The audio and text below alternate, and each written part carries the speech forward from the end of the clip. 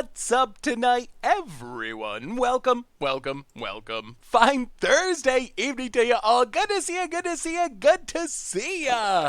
What is up? Hey, James, let's go Terps. Good to see ya. Welcome back to the Fishbowl for the 28th month. Big scoops here for our new subscriber, Lucas Donnell, Unseen Spectre, Psycho Magi, Toby Kenobi, Zach Zelda, newly modded, or Zelda Zach rather. Good to see you as well, George McCat. Welcome to your first stream, Mom Spagooter. EC Olympia, Big Nips and Magic Tips. How is everyone tonight? Oh man, we are doing it. We are Yarocking in Modern, and I'm actually really hyped for this. We played some Soulherder a few weeks ago, and the deck was sweet. This is like Soulherder on steroids because we also have Yarok and we have Siege Rhino, and this is just like all my favorite things in Modern smashed together into one deck. I don't care if we win or lose, as long as we like Yarok some Siege Rhino triggers with Ephemera and so forth, I'm gonna be happy. We can go 0-5 with this deck, and I'm gonna have a ton of fun along the way. I am so hyped for this deck. Oh my god, so Rui Kani and Sethro Jenkins, welcome you both to the Fishbowl and back to the Fishbowl. Thank you so much for your subscription. Big soups here for our new subscribers. Hey, what's up, Bizarriki? How are you tonight?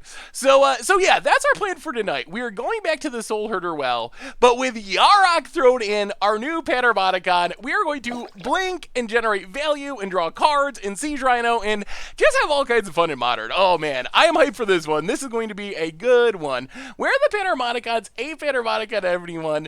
Oh, as much as I love Panharmonicon, in some ways it's kind of like a diminishing return card because you need the support cards. Like if you have 5 Panharmonicons, if you don't have an enter the battlefield thing, it doesn't really do anything. So that's one of the reasons I really like Yarok, and I might do an article comparing them eventually, which would be interesting, because I think that Yarok kind of solves some of Panharmonicon's problems as much as I love Panharmonicon, but Yarok allows you to have a creature. So in the worst case, you're empty-handed, empty board, you top deck a Panharmonicon, then you're kind of just like desperately praying to the magic gods that you top deck whatever, a Muldrifter or a Siege Rhino or something. Yarok is at least a 3/5 Death Touch lifelink, and a 3/5 Death Touch lifelink is actually not nothing. It's actually like a oddly effective body, dodging lightning bolts and fatal pushes, and a lot of removal in like a very strange way. So, Scarred MTG, welcome to the Fishbowl. Thank you so much for your subscription. Big soups here for our new subscriber. Yeah, Venser could actually be sweet in here, I think. It seems like it could be interesting. So that's our plan for tonight. Of course, the big news is spoilers. We got a ton of Throne of Eldraine spoilers, and yeah, what are y'all thinking of this set? We were getting just like the little trickle as we were going towards through our stream last week. Turbo Jake's back for the 17th month. Welcome to the Fishbowl. Thank you so much for your subscription. Big scoops here for our new subscriber. So what are y'all thinking of this set? Where are you at? Before we actually jump into the stream, flavor is absurd. It is so good. Maybe the best since Innistrad. Like, maybe the best since original Innistrad. So many cool top-down designs. Like, oh man, the art on these special cards, like Lovestruck Beast, the art on that just like blows me away. We have so many cool references. So that part of the set is awesome. The cards, a little bit, we got to see more of this set. Like Yarok is a card that's just like obviously powerful. Then we have a lot of like Knights. Are we going to have enough Knights to make it good? I actually am coming around more and more to Rankle. I think Rankle might actually be like really good, even better than, I thought it would be good, but I was like, oh, you got to build around like the discard or whatever. I'm coming more and more around to Rankle maybe just being like really strong in Standard is just like a very good threat on its own. Food is weird, but I don't know. This set looks awesome. I am super hyped. So yeah, we can talk more about it as we go along. Garrick though, man, did you see the preview? Did you watch the stream yesterday? Oh, I kind of just want to throw on the trailer right now. It was so good. I gotta give Wizards a lot of credit for the last 5 years, up until War of the Spark. I think I made fun of essentially every trailer or spoiler Wizards put out because they look so like amateurish and just like not very good. Hey, what's up, White Lotus and Nate Fennelly? How are you? But this spoiler, it was so good. Hey, welcome, Skypel. Who has actually seen the trailer? Have many of you not seen the trailer? Have you seen the trailer but with Smash Mouth? I have not seen the trailer with Smash Mouth. If you haven't seen the trailer, it's up on YouTube now, so you should definitely look it up because it was incredibly well done for it's like not even for Wizards. Like if you had told me this was like whatever, Disney or Pixar, like some big company that's known for doing good whatever video work and trailers, I would have believed it. Like it was so legit. The when Garrett comes in, oh man, that was like the best part. Just like smashing through the door. The music is so good. Everything about it was super sweet. So yeah, the gingerbread story. Oh man, I'm hyped. I am super super hyped. So yeah, that's going on. Otherwise, I guess we should probably talk about this deck and start playing Magic. I guess that's the thing to do. If we get bored later, maybe we'll watch the trailer. Weezers of the Coast for the 9th month. Welcome to the Fishbowl. Thank you so much for your subscription. Big soups cheer for our resubscriber. So yeah, we're playing Modern tonight. It is going to be super awesome, and I am super hyped for it. And yes, yes, yes. Also, super hyped for Throne of Eldraine. Just checking one thing super quickly. All right, so let us do our reminders. We might have a bounty today as well. Bigfoot, welcome to the Fishbowl. Thank you so. Oh, that's not a sub. That's just a hello. Well, hello to you. Welcome you to the Fishbowl anyway, just for showing up. Do you think that Yarok Astral Slide has a chance? Possibly. I could see that being pretty good. It did look like a Shrek movie. So reminders, replay YouTube. That's where you'd find all the old streams, including this one in the future. Normal YouTube, we are doing something special. Wizards put up the Brawl decks. So if you're interested in seeing those in action, I took 2 of them. Krim took 2 of them. We ran through a bunch of matches, recorded them. So there's going to be Brawl playthroughs going up. We also had Against the Odds Phonics number 2, our special episode. If you haven't seen that yet, you should check it out. We are playing a deck I'm excited for, my Bant Snowblade deck that I got those 5-0s with for Munch and Brew on Sunday. We have a super sweet modern budget Magic on Monday, so there's a ton of awesome stuff. I am back from Vegas, ready to make content, and we got lots of good stuff coming up. So yeah, the Against Odds was super fun. Really good job of editing by Matt. Turned out super well. Yeah, I gotta admit that too. The Brawl event on Arena, it's free. You get prizes, and it's long and grindy, so it's not your best way to like pick up your daily wins or whatever, but it's actually surprisingly fun. I was very impressed with how fun it was, so definitely check it out if you're interested too.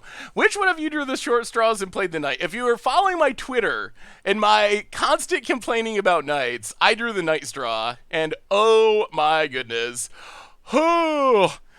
Yes. The night deck is really bad. On the other hand, I also drew maybe the best straw, which was the Bant deck, and the Bant deck is insanely awesome, and we're going to see a lot of Chulade. The Brawl cards are legal and standard, so get ready for some Chulade budget magics or Against Odds or something, because I'm kind of addicted to that card. That card is just so sweet and so good. I think Bant is my favorite. Although I really like the Jund deck as well. Bant and Jund are 1 and 2. Esper is number 3. And then Knights is like, I don't even know. I said it was maybe the worst precon I'd ever played in any format. And I think that might actually be true. It was just so bad. Ape of Naples, welcome to the Fishbowl. Thank you so much for your subscription. Big scoops cheer for our new subscriber. A reminder that our sponsor tonight is Card Kingdom, and if you need some new Throne of Eldraine cards, pre-orders already up, you can snag them there. Got the spoilers going up, so thank you so much to Card Kingdom for supporting the show, and you can still get those Saffron Olive stickers if you are so inclined. Just mention you want one in the show notes, in the order notes. Finally, merch page, tokens, t-shirts, playbats, good way to support the stream and the channel and the site. Donations never required, but always appreciated. $2 or more, and you get your message read on stream. And with those reminders, it is time to talk about this crazy deck. So you might remember, if you were around maybe a month and a half ago, we played Gab Nassif's Soulherder deck, and we actually went 5-0 with it.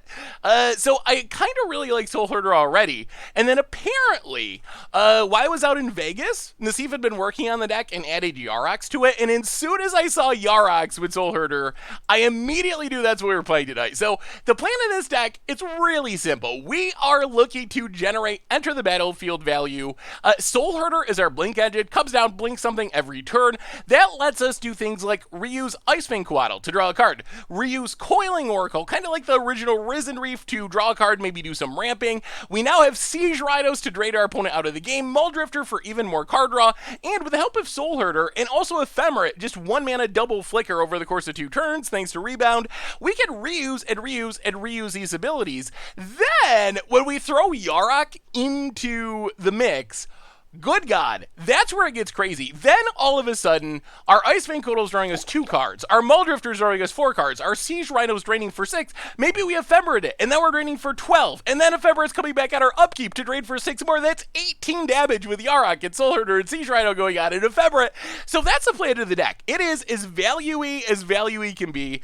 Icy Doc, welcome to the Fishbowl. Thank you so much for your subscription.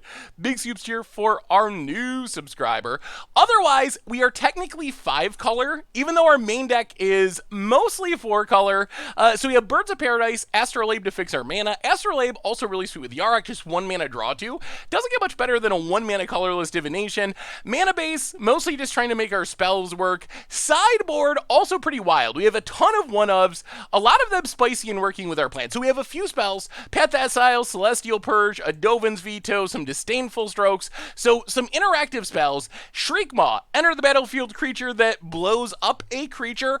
Avalanche Rider, all I really want to do is keep blinking this and blowing up lands. I kind of just want it in the main deck because the only thing I might like more than Panharmoniconing people is Panharmoniconing people with land destruction spells. Like, just imagine Yarok out, Avalanche Rider, blow up 2 lands, end of turn, Soulherder it, blow up 2 lands, maybe still end of turn, Ephemerate it, blow up 2 more lands. That's like an Armageddon. It's like an Armageddon. Weather the Storm for life gain, Deputy Attention for more removal, Sin Collector, Tide Hollow, good against control decks, giving us some discard. Hostage Taker to yoink our opponent's Batter Skulls and Swords.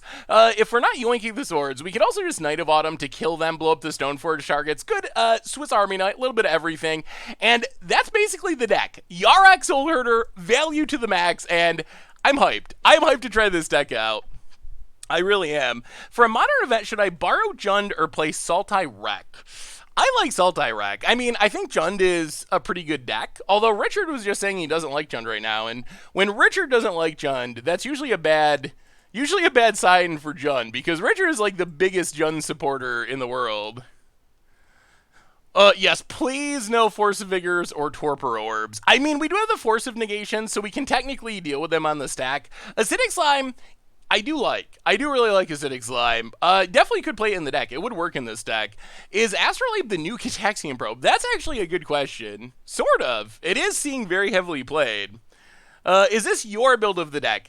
It is not. I believe this is still a Nassif update to the deck. Nassif built the original Bant Soulherder deck, and I believe this is still another Nassif build. When will you play the Legacy Bonus Round Storm? We definitely need to play Bonus Round Storm in the near future. Ooh. Oh, do we keep this, chat?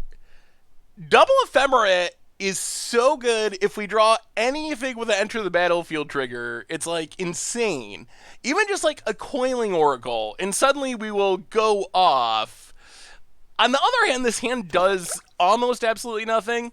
Newt Jedi, welcome to the Fishbowl. Thank you so much for your subscription. Big soups here for our new subscriber. As much as I like Ephemerate, I think we gotta ship it. This is actually much better. Ugh. Mismatched snow-covered forest. That's embarrassing. All right, we'll put the ugly one to the bottom. All right, Astrolabes for days. Our mana's gonna be good. Unclaimed territory. Humans? Elementals? It is humans. Elementals has still been running around and doing pretty good. Opponent has Ether Vial. Well, can we outvalue humans? That is the question. Ooh, that will probably help. Let's Snow-Covered Forest, Astrolabe. Is it Astrolab or Labe? I call it Astrolab at first, and then everyone said, no, that's not how you're supposed to say it. Yeah, humans can be pretty fast. This should be interesting. Humans is a great matchup. Ooh, okay. I like the sounds of that, Beer says C. Opponent, taking up Ether Vial. I mean, I guess maybe we just play better creatures and draw so many cards that humans' little synergies aren't enough. We don't really care about a lot of what humans does. Champion of the parish. And I guess we can just Coatl next turn to eat something, potentially. Freebooter. Alright, well, that does take our Astrolabe. Sure. Chris, welcome to the Fishbowl. Thank you so much for your subscription. Big soups here for our new subscriber. Think Can and Kane. Astro Kane. Astro Kane? That doesn't sound right either. Close. Alright. Prismatic Vista. Pass the turn. We're going to be fine. This Ice Fang Coatl is going to be really sweet. I don't even know, can our opponent even attack us with the Coatl out? They might not be able to. And then Big Daddy Rhino going to come. Seth, the spicy and most greedy brew around. Soulherder Yarok. This one actually deceived Bill. I wish I could take credit for jamming it together, but it was actually Deceived who originally built it. Pwn it.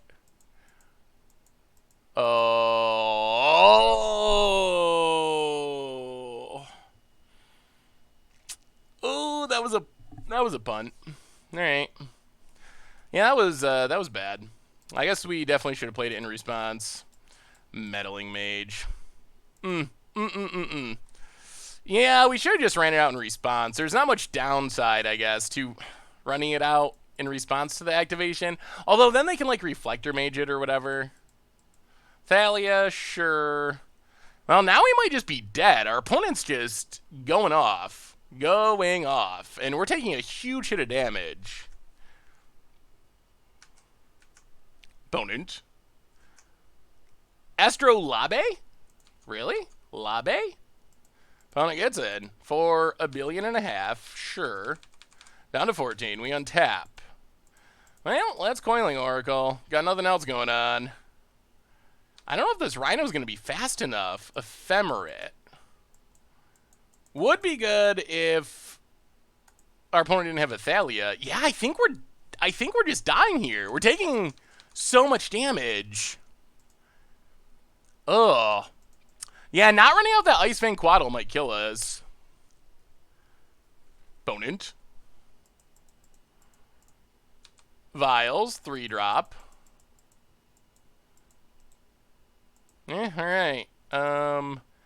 3, 4, 5, 6, 7, 8. Yeah? Alright, fair enough. Well, that was on me, I think, because we didn't run out that Ice Fang Coatl, and we actually just lost as a result, which is unfortunate. We can bring in a bit more removal, maybe the Hostage Taker. I mean, that was a strong Human's Hand, and we were on the draw. Faithless Looting Band was so good. Any thoughts about Modern Panza or a new version of Green-Red Control in Modern?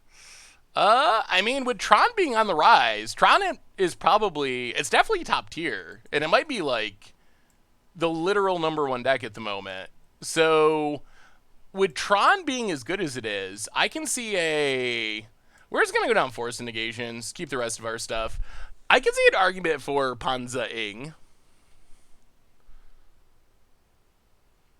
But I miss Mardu Pyro. Yeah, that is one of the downsides. Losing the fair looting decks is a little sad. I liked Mardu Pyro too. I thought that was like the epitome of fair in Modern. Just like so grindy, so fair, make your Lingering Souls tokens. I really like the Mardu Pyromancer deck, so I am sad to see that get hit by it, but the format has been so much more fun. Hey, Dayed, Wildfire, good to see ya. I haven't seen you in a minute. Welcome back to the Fishbowl. Big soups here for our new subscriber. Got sucked into WoW Classic. I've heard a lot of people talking about WoW. Do I need to check that out? I have never once in my life played WoW. Should I? Is that something I should try? Would I enjoy it? Yeah, Karn Panza is good too. Ooh, Herald Yarok Panza sounds super sweet. You'll have no life. Is it like that? It just sucks you into it? Sucks you in. Playing WoW Classic right now. Don't play WoW. Play your guitar instead. That is probably healthier. I probably don't need to get another addictive video game hobby on top of Magic. Probably don't need that. Hey, what's up, Chris? Congrats on Pupper Premier League. If y'all do another one, I really wanted to do the first season. I was talking to people about it, and then it ended up being at the same time as the Super League, and I just couldn't fit in one other thing, but it seemed like a really cool event, and yeah, congratulations on taking that down. All right, Misty Rainforest, go. This time we're going to get our Quaddles out before we get Meddling Mage. Bonans. Unclaimed territory on Human. Ether Vial. Well, crack this. Take a... So we get Sunken Hollow Forest. Yeah, that's fine. And then we have all of our colors, basically. Get a Sunken Hollow. And we are definitely not getting this Ice Fang Quaddle Meddling Mage this time. Prismatic Vista. Pass the turn. And now life is looking up. I feel like this should be a good matchup for us. Oh, stream mode. We do need stream mode. Good question, Admiral.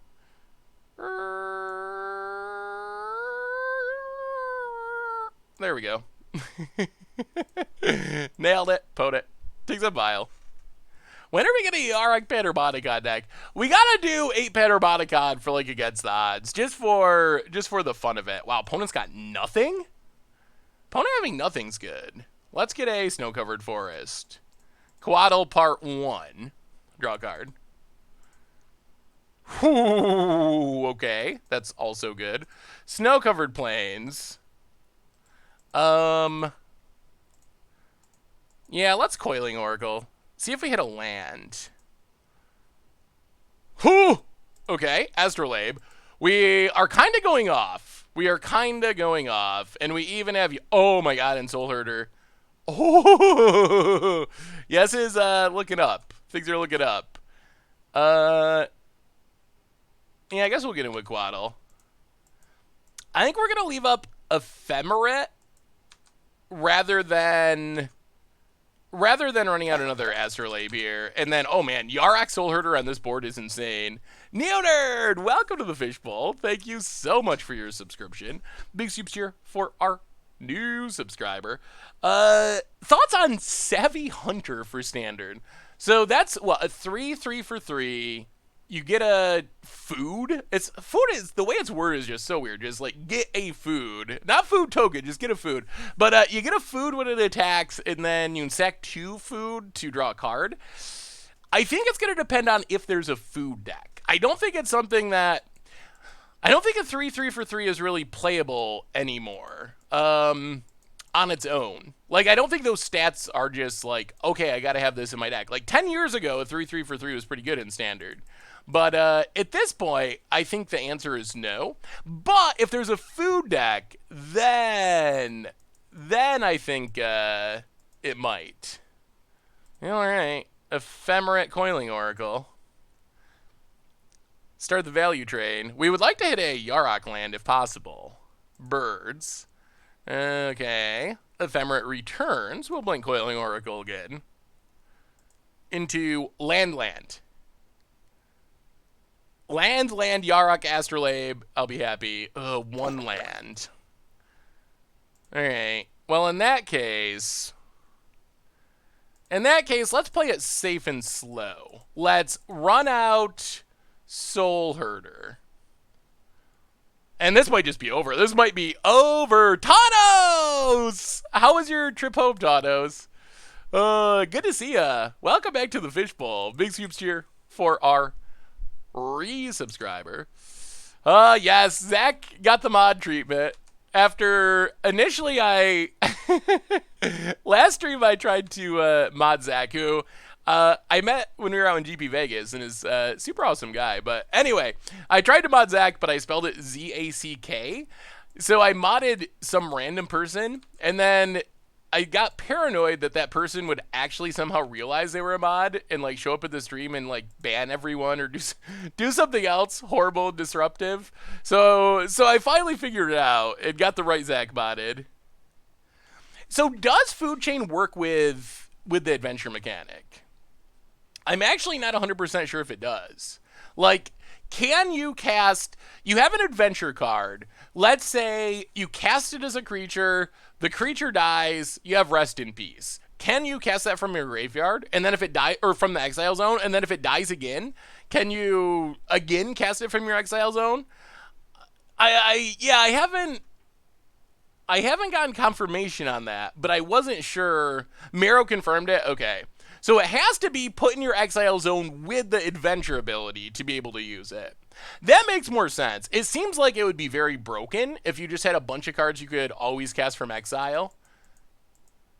I am unreasonably excited about the turn we're about to have. This turn is going to be... Oh, Reflector Mage. If they Reflector Mage us, I'm going to be so sad. All right, untap. 1, 2, 3, 4, 5. Well, please don't. Please don't Reflector Mage. No Reflector Mage. Yarok.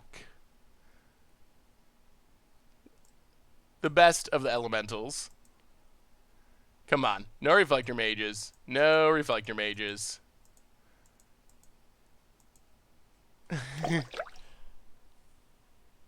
Oh,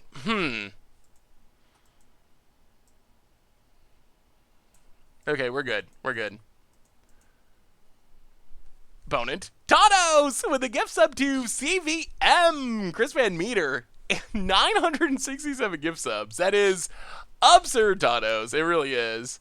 Welcome to the Fishbowl. Big soups here for our new subscriber. And now we have to, let's see, make Astrolabe Snow Mana. Play Astrolabe.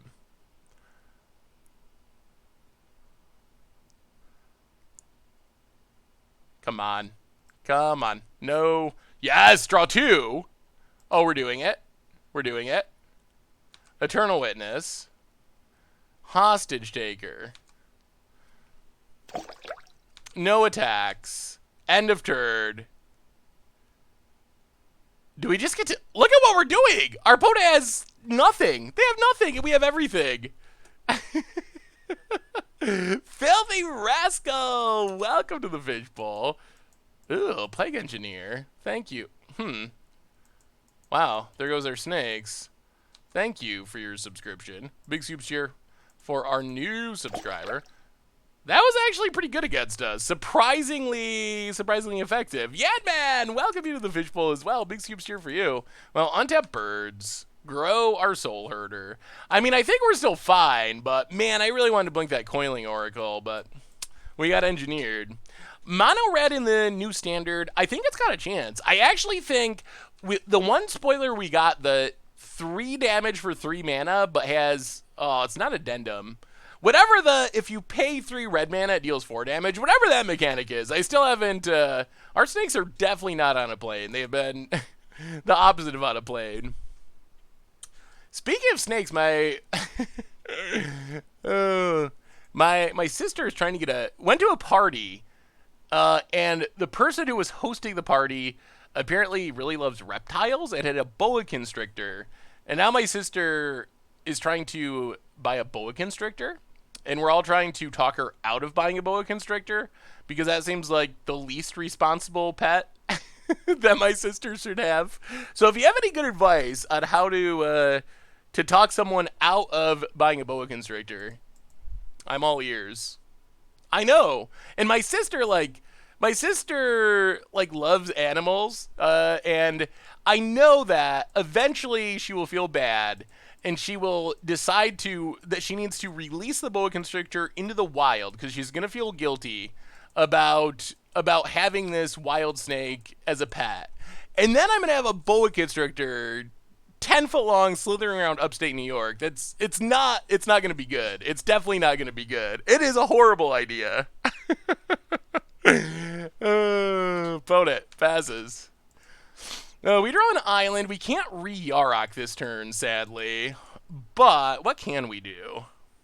1, 2. Oh, this is actually going to be sweet. Okay, new plan. Hostage Taker.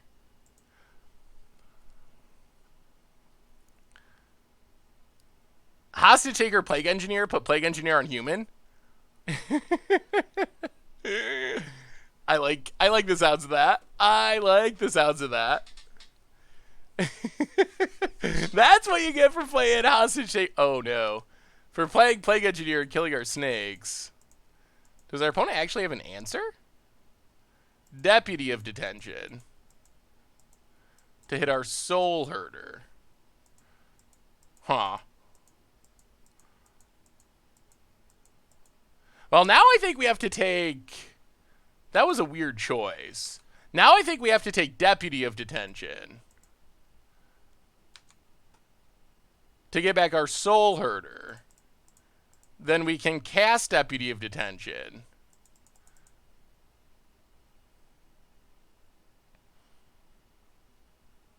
What does this actually say? At your end step, you may exile another creature you control. Return it under its owner's control. So we can't actually blink it. Show her how snakes are fed and how cute little mice are killed. That's a good plan. The other risk is it just like escapes from the cage and constricts someone to death. That would also be bad. Jets, Giants, or Bills? I am a Bills fan when it comes to football. As sad as that is to say, but yes, technically a Bills fan. Let's snag. Yeah, let's just take Noble Hierarch for now. I'm a little worried about taking Plague Engineer and then having it go wrong. So now we get to go to our end step. Soulherder. Do we even want to blink this? Yeah, let's just blink birds. I don't really want to have one of these cards underneath our hostage taker for a turn if I can help it. Grow Soulherder, pass the turn. My girlfriend had a snake and she claims they're great. Well, maybe it'll work out better than I thought. It seems like a bad idea to me, but what do I know? I've never owned a snake. Kill the Quaddle. Oh, you're right, Chris. That was bad. This is actually a phantasmal image. You're right. That would have been better than untapping the birds. That is the type of good plays I expect from a Pauper Premier League champion. Opponent. What do they got? Another deputy? Another reflector mage. I mean, I think we win this game. Our opponent's annoying us, but I can't imagine that they actually are going to win from here. Like, their board isn't very threatening. They're going to get in for one because we didn't kill the Quaddle. And opponent passes. Anchor Bar or Duffs? I don't know if I've ever been to Duffs, honestly.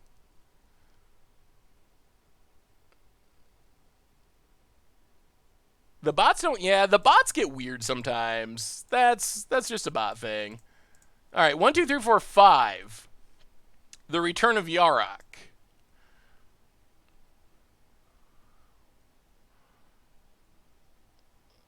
Then we add Snow Mana. Play Astrolabe to draw a couple cards. Hopefully hit a land. Coiling Oracle. That's a land. So now we Misty. We crack Misty. We grab a snow-covered island. Play Coiling Oracle. Get a couple triggers because we got Yarok on the battlefield. Hopefully hit another land or two to keep the fun going. Soulherder, Path. Yeah, alright. Alright. Well, we'll pass the turn. I guess at some point we're going to have to start killing our opponent. Opponent vials in. Is this Reflector Mage number million? Alright, just a Mantis Rider. That's fine. Mantis Rider doesn't beat us here. We will discard a Bird's Paradise. Pass the turn. Is Tawnos handing out... Oh my god, Tawnos. Oh, Tawnos! 33 gift subs, which means Tawnos has given out 1,000 gift subs. That is just an insane number. That might be a record. That might be a record in all of Magic the Gathering. I'm not sure that there's ever been 1,000 gift subs before. That is Ridiculous. The Cat Murder, SBS Fans, Spook Boo Man, Heavy Shaney, HK Torbenson, Kitty's Precious, Phil Fancy Pants, Sonium, Jetty Heart, Jacket, of Semeter, Gabius, Tibby, Naja, Silent Storm, Cypher, Stout, Captain Lowell, Darkran, Kevin, K, Yoki, Zelda Zach, Fish, Beats, Equo, Lord Dugs, Laws of Evil, Rojatsa, Alberto, D-Spam, and Pipster. Welcome y'all to the Fishbowl, and also Jolt Erotics, welcome you as well, and huge Scoops cheer for Tanos. 1,000 gift subs. That is insane. I don't know what to say, Tanos. Thank you so much. Yeah, that was a lot of names, and I'm not that good at pronouncing Twitch names, as you probably know by now. Thank you, thank you, thank you. I should say and watch, but I gotta go. Hope the full video one day. Full video will be on the replay YouTube tomorrow, Max. Thanks for stopping by. We'll be back on Tuesday with some more fun if you're around. Thank you so much, Tanos. Wow, that is insane. That is pretty much just like mind-blowingly insane. Pwn it. Desperation Crack of Horizon Canopy? Yup. Tanos just sold his Stoneforge. Man, I wish I bought Reddit 6 on Moto. Reddit 6, I was looking at it. It was like $15 a month ago, something like that. And now it's $130. Could you imagine? Like if you just bought 10 copies even. That is a pretty awesome profit in a month's time. Like turning $100 into $1,300. Going to SCG Syracuse next weekend, I think so. Originally, I was hoping to go to Riot Fest, but it looks like now that I just got back from Vegas, I don't think I'm going to make it to Riot Fest, which increases my odds of being in Syracuse. Kepavel, welcome to the Fishbowl. Thank you so much for your subscription. Big soups here for our new subscriber. Are you going to be there, Zach? Well, now I definitely got to go. I won't be playing its Legacy, right? I still don't have a Legacy deck. Although I could Mono Red Prison, and I guess Mono Red Prison is good. I could just turn my modern Mono Red Prison deck into Legacy Mono Red Prison. I probably still won't play the main one. Who was I looking to catch at Riot Fest? The biggest reason I want to go, Ween, playing full album Mollusk, which, oh man, I want to see full album performance of Mollusk. It's been a while since I've got to see Ween. They don't tour as much as they used to. So Ween was number one, and then Flaming Lips playing full album Yoshimi was number two. Those were the two big ones that I wanted to see. How have you felt about this build? I mean, we're just in match one. It seems sweet so far. Yeah, let's just Coatl. Coatl, it's going to die, though, isn't it? Maybe we should kill this Playcrafter. Yeah, I guess that makes more sense, rather than just, like, drawing cards. And yeah, now we definitely got to.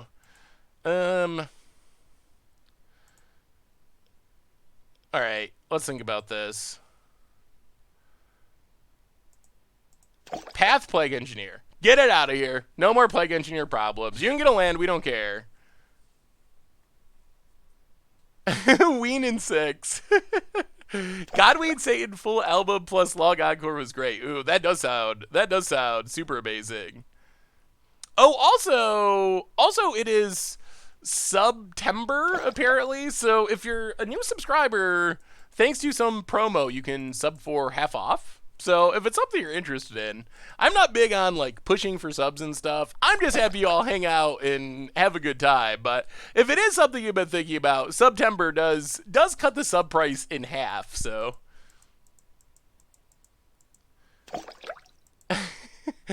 Olive Drab reunion against odds. That would be interesting. It's been a while.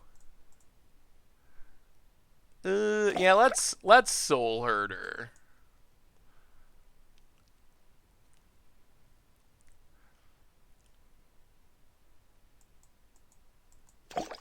And then,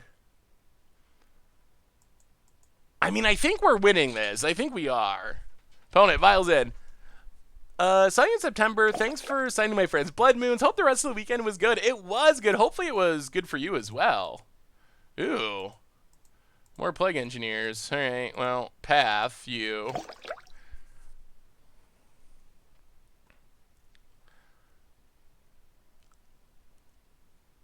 Opponent gets a plane. Soulherder resolves.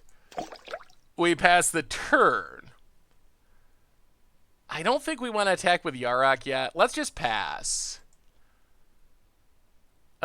Crack Misty. Down to 11. Snow-covered island. Run out. Ice Fang Quaddle.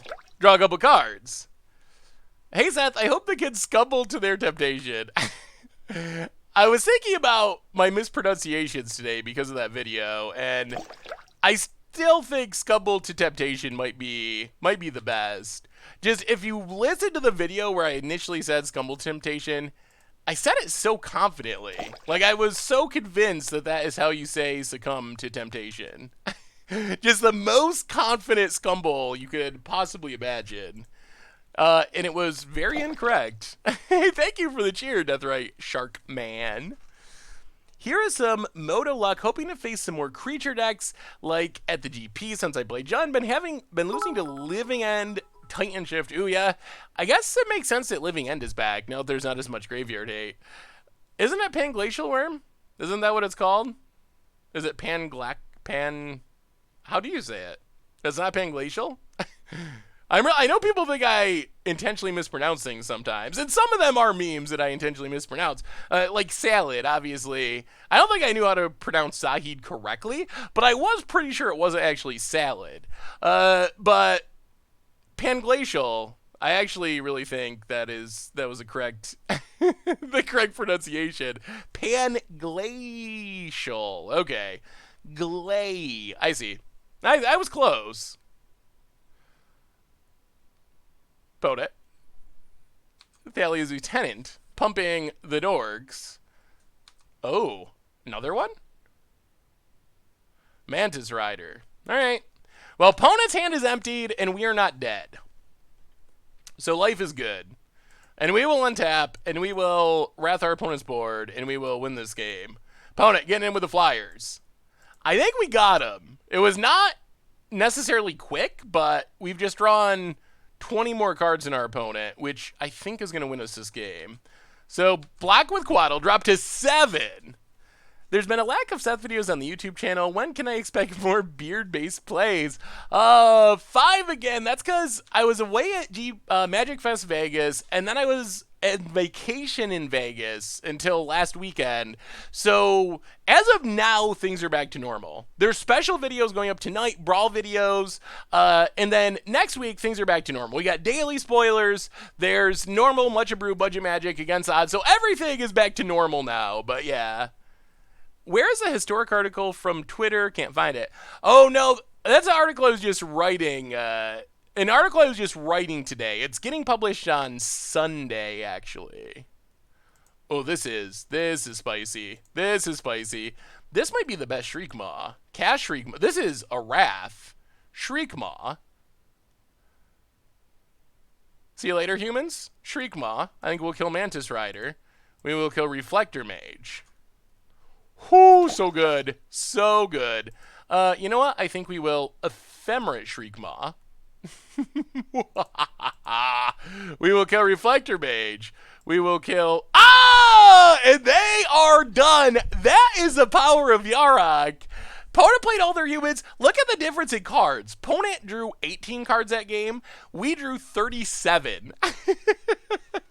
It does not get better than that. Flulude, welcome to the Fishbowl. Thank you so much for your subscription.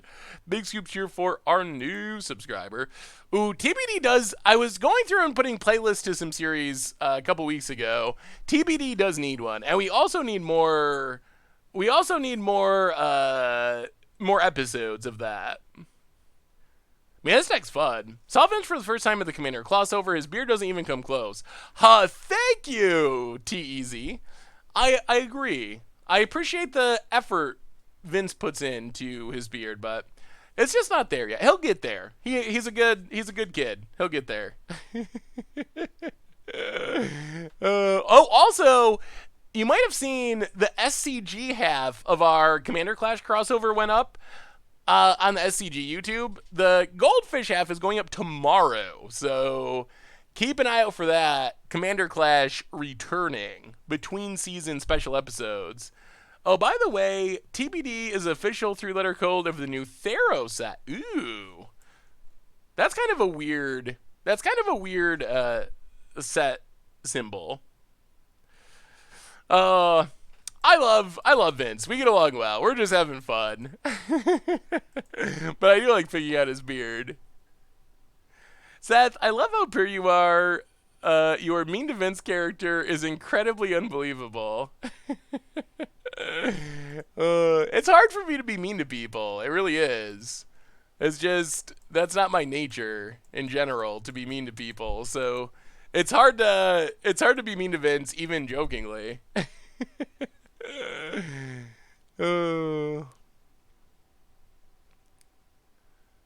I don't think you guys have ever done 2v2 Commander Clash. Ooh, that could be sweet. Ooh, is our opponent mulliganing? They are. Alright, we're going to keep 6. We're going to put... I guess 1 Soulherder to the bottom. This hand is not super fast. If our opponent has a fast start on the play, we could have issues. Horizon Canopy, the noblest of hierarchs. Path is nice. I do like that. Well, Misty Rainforest, go. See what our opponent does. Not going to path the hierarch, but we can path something else, maybe. 2v2 Commander Clash happened. Oh, we did do that. Yeah, that's right. We did do an episode a long time ago. I forgot, because me and Richard were on a team. And I talked him into doing a like a life-switching deck, and we got crushed. It was a very bad plan that he probably should have never agreed to. Build it. Hierarchs for days.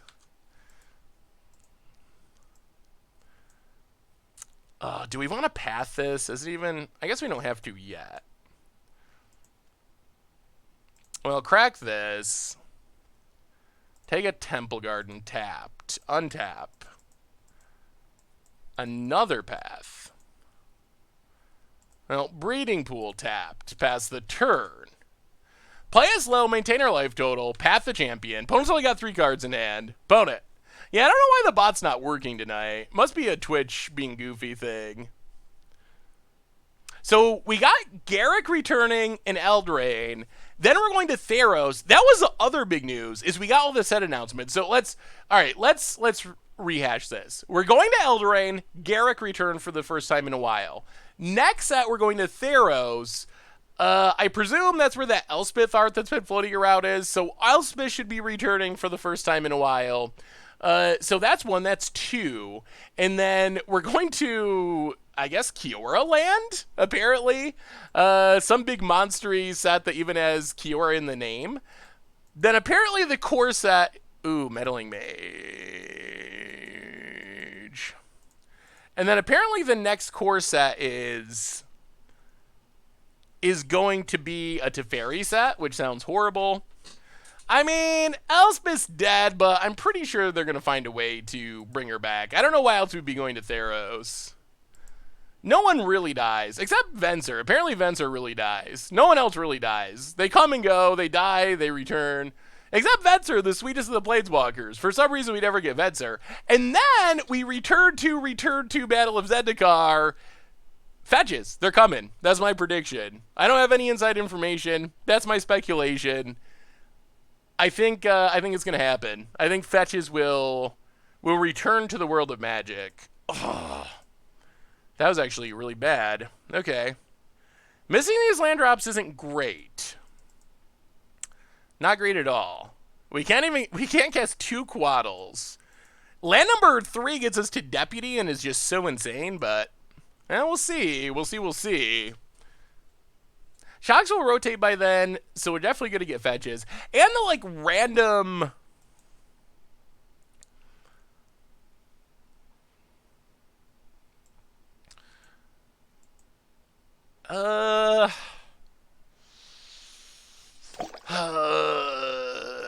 Alright, take our beads. We're going to wait on this path, see what our opponent does. Dr. Zecker, welcome to the Fishbowl. Ether Vial, that's not too scary. Thank you so much for your subscription. Big scoops here for our new subscriber. Well, let's get rid of this Meddling Mage, because we actually need to be able to cast Quaddles. to try to hit our land drops to get back in this game. Land! We just need a land! We need a land! Opponent! Oh, Yarok. Alright, so, green-blue. Ice Fang Coatl. Land. Land. Where's our lands? Oh, we're making this look so incredibly difficult. Oh, I think we're gonna lose. Oh, we can't hit a land to save our life. Oh, turn 5 and 2 lands. Not like this deck. What if they're fetches except they only look at the top 10 cards? I don't think that would do much, because no one's going to play those in Modern over real fetches. I don't know why people are so anti-fetch. Man in a Bear, so welcome to the Fishbowl. Thank you so much for your subscription. Big soups here for our new subscriber in September. Have I ever read Stormlight Archive? I don't know what that is, so no. What are the front runner names for Series TBD? I wanted to do MTGGoldfish, but Richard didn't really like that name. He thought it sounded silly, so I don't know. I don't know what our forerunner is. And we'll take 4 this turn. Down to 11. Lands. Lands. Land. Oh my god, this is so bad. Well, Coatl.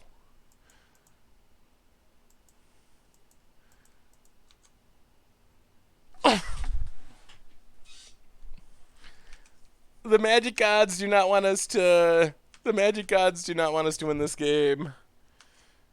Our record's 0-0 right now. We're still in match 1. It's just been a long, grindy match 1. I thought Oldfish was funny as well. 3-0 is actually probably... my general technique for betting NFL is always bet against the Bills. I'm hopeful that maybe it'll change this year, but... that's probably still the safest strategy, is just always bet against Buffalo. Huh. Yes, this is painful. This is a hand that should easily be winning this game, but we just cannot... we cannot draw a land to save our lives.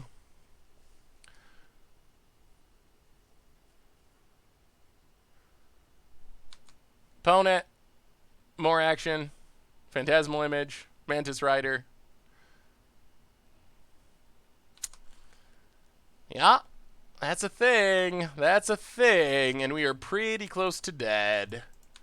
Well, we will chump. Well, this is a sad way to lose a good matchup. Yeah, that's game. Well, I mean... I guess that's just Magic for you. What can you do? We drew a quarter of our deck and hit 2 lands. Yeah. Unfortunately, opponent gives us the GGs. Good timing. All right. All right. Well, yeah. That was sad. I think that's a matchup that we easily win, but the Magic Gods did not want that one to happen.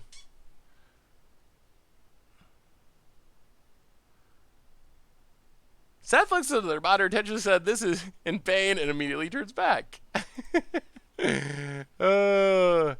Yeah, I mean, I will be happy with a 5-0, but I do also enjoy casting my cards. Getting stuck on 2 lands is a painful way to lose.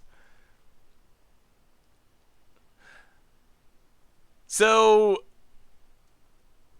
people are talking football. Are you all actually watching football? That actually starts tonight, right? Is tonight the first NFL game of the year? Well, this is a 1-lander that we're going to snap keep, and if we get Thought Seized, I'm going to cry. But in theory, Astrolabe gets us to Birds of Paradises. Gets us to Siege Rhinos and Yaroks. Prismatic Vista. Well, okay. Or we just draw a green source and play Birds of Paradise. That also is fine. Birds of Paradise, go. Do you play fantasy? Did fantasy, we had a content creators league, but I'm not in any leagues this year. That kind of fizzled away. Wild Turtles, welcome to the Fishbowl. Thank you so much for your subscription. Big scoops here for our New subscriber. So yeah, I've done fantasy in the past, but not this year. Well, mana's looking good this game. Pass the turn. Double Ephemerate, Siege Rhino incoming. This is, I think, where we want to be. What if they made monocolor fetches like pay 1, search your library for about it? They could. They would be less powerful. Like, I think the main reason I want fetches to return is mostly because they are necessary for Modern. I don't think fetches are even that good in Standard. They're fine. They're busted if you have fetchable dual lands. But without fetchable dual lands, I don't think they're actually very strong in Standard. Alright. Run out a million Birds of Paradise. Pass the turn. Hopefully start Yarocking next turn. That's our goal. Opponent. Going to Path. Well, that seems like a reasonable ephemerate target. Yes! Fizzle it. Draw a card. Another Coatl. Okay. Things are looking up, Bob Ross Sigalog. So yeah, I don't have much faith in Buffalo being good. Yeah. I mean, I hope they are. I always hope they are, but I'm not expecting them to be. I never expect Buffalo to be good. Oh, man. Yaroks and Rhinos coming soon. Ephemerate. Blink Coatl. Oh, man. This is feeling dominant. Prismatic Vista. So play Prismatic Vista. Crack Prismatic Vista. Snow-covered Forest. 1, 2, 3, 4, 5. Yarok. Birds of Paradise. The full set. All 4. In white border. Pass the turn. Oh, next turn's going to be good. Next turn's going to be good. If we untap with this Yarok, we got Daddy Rhino in hand. I think Allen is better than you might think. I drafted him. I mean, I don't think Allen will be a bad fantasy quarterback. But as far as being a real-life quarterback, I don't have... I mean, fingers crossed. Hopefully he's good. I'm not a big believer in Josh Allen, personally. Swing with the Birds just to send a message. I would, but I kind of want to leave up Ephemerate in case they try to path our Yarok, because I really want Yarok to untap here. Yarok, Siege Rhino, Ephemerate. So first trigger is 6. Ephemerate is 6 more. Upkeep Ephemerate the next turn. That looks like 18 to me. Opponent, Cavern of Souls. So I got a Karn. But Karn just dies. Reality Smasher. Yeah, that's fine. We're cool with that. Opponent, passing. Coiling Oracle. Alright, so step 1. Coiling Oracle. Double trigger it. Coatl. Astrolabe. Well, step 2. Astrolabe. Double trigger it. Draw 2. Prismatic Vista. Sunken Hollow. Play Sunken Hollow. Play... Oh boy. Here it comes. Here comes Daddy Rhino. Black, white, green, whatever. Siege Rhino. We will double trigger it. Go to combat. Getting with Coatl. Opponent's down to 12. Oh, all we're missing is a Soulherder. Or down to 11 now. Pass the turn. Oh, that is good. That is good. If you like super budget Magic Online decks, you'll love this. Ooh, let me see. Wood League for life. I do like super budget Magic Online decks. Basically on the $100 budget we were looking for. Opponent.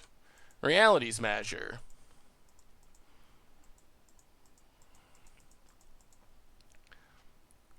Plays Karn. Tutors with Karn. What are they tutoring for? Ensnaring Bridge. Alright. That makes sense. Opponent goes to combat. Gets in. Yeah, we'll take it. Opponent gets to untap their lands. We discard Prismatic Vista. This is fine, though. This is fine. This is super fine. Ensnaring Bridge. Sure. Well, let's Coatl. Draw a couple cards. Oh, there's Soulherder. Oh, and Ephemerate. That's game. That's game. That's game. So, step one. Actually, no. Step one, first we got to get back our Ephemerate. So, Eternal Witness comes down. Double triggers. Ephemerate and Prismatic Vista. Oh, this is going to be good. This is what Yarok can do in Modern. Get it back. Ephemerate, our Siege Rhino. Can't attack, that's fine. Trigger it. And then, you know what? I think we will... Actually, let's just play this land and crack it. We're up to 22. Play Prismatic Vista, crack Prismatic Vista, Snow-Covered Plains, and I say we Ephemerate our Siege Rhino. Burn him out through the bridge! Burn him out! We are 5-color Yarok bird with Siege Rhinos. Oh, that was pretty good. Whew. Oh, that was good. That was super good. If you had all you had to do was cast Ephemerate end step, though. Yeah, unless they have Path as their last card. And we could have done that instead of Coatl. But if we just try to do that and then they Path, things could get awkward. Because if they get to untap with Karn again, then Karn gets to tutor up Lattice. And with Bridge out, we can't attack, and then we lose, so...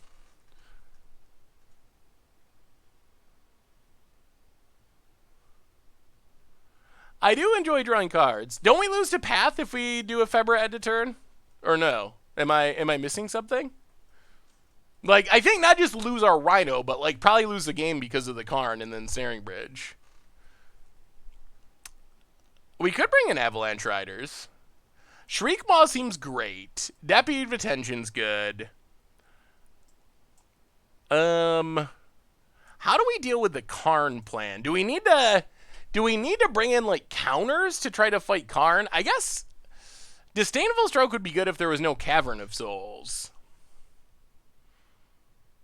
Is there an average deck function for a certain archetype? I.e. Mardu Shadow. I think I'm confused about the question.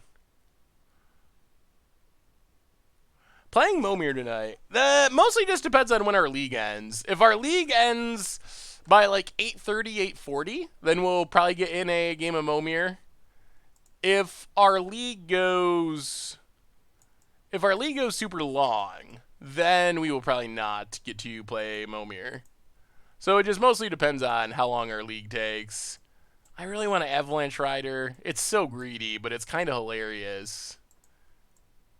I think we're going to do it. We have to. We have to. It's just so sweet. How do we beat a Karn? Do we bring in counters, or can we just build a big enough board to deal with Karn? Yeah, Lotus Cobra seems like it could be sweet. Lotus Cobra fetch lands with Yarok is pretty insane. I have definitely done that in Commander, and it has been as awesome as it sounds. Let's bring in one Disdainful Stroke. Try it like that. Hey, quick rules question. Does Karn get an artifact from outside the game allow you to grab stuff from exile or just sideboards? It does allow you to get stuff from exile, but I believe that Karn specifically says that. I would have to... Let me pull up the text. I believe that Karn... So... Normally get stuff from outside the game, like a Burning Wish would not let you get it from exile, but the Texad card actually says you may choose an artifact card you own from outside the game or in exile. So with Karn you can, but like Burning Wish cannot get stuff from exile.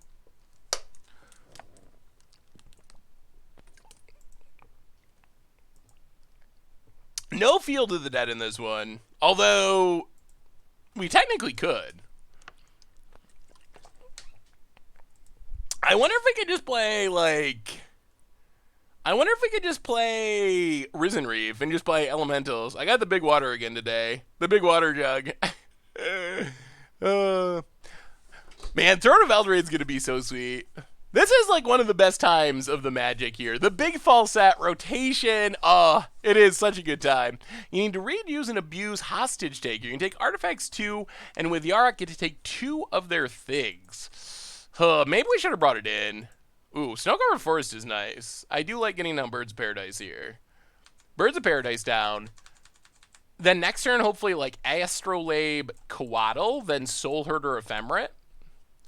That's some value. That is a value trade.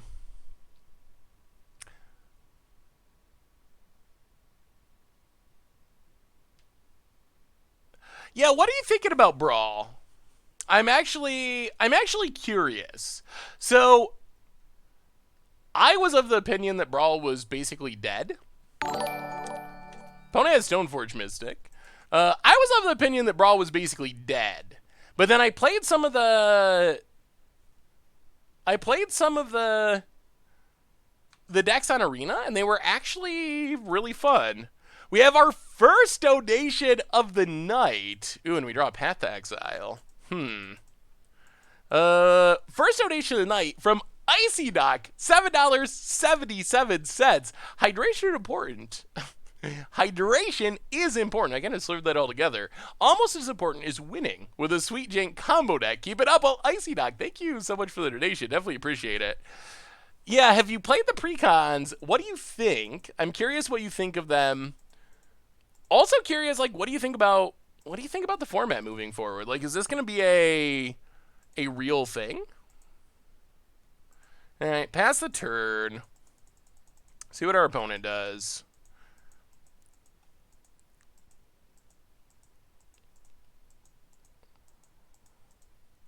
Ooh! All the other Eldrazi temples. Opponent. Thought not seer. Well, in that case, we will Coatl. Draw a card. Opponent, I expect, takes our path. Double Eldrazi Temple is not a very fair draw. I don't know if we're actually worried about Stoneforge at this point, honestly. Like, yeah, it's going to put a sword into play for a 1-mana discount. Not really worried about that. I think we want to path Thought Knots or something. More Ancient Stirrings. Why open on Birds as opposed to Astrolabe? Astrolabe gives you turn 2 Ice Fang with Death Touch. I mean, I don't think turn 2 Death Touch does much in this matchup, and Birds actually accelerates us, so we could have played Soulherder. Maybe we should have played Soulherder, but actually accelerates us into our bigger plays, which is beneficial. Opponent gets in with Stoneforge. Yeah, we're not going to trade with that. Down to 19. Another Coatl. Ha. Well, Prismatic Vista. Get in with Coatl. Hit our opponent.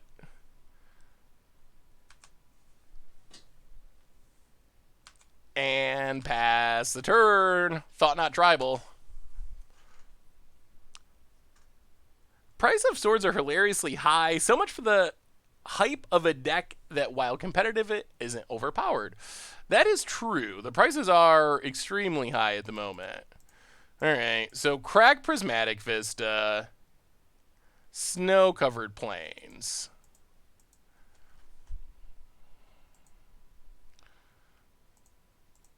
Run out Coatl.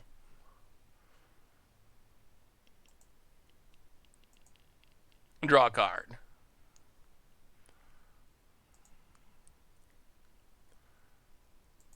Path Thought Not Seer. Draw a card.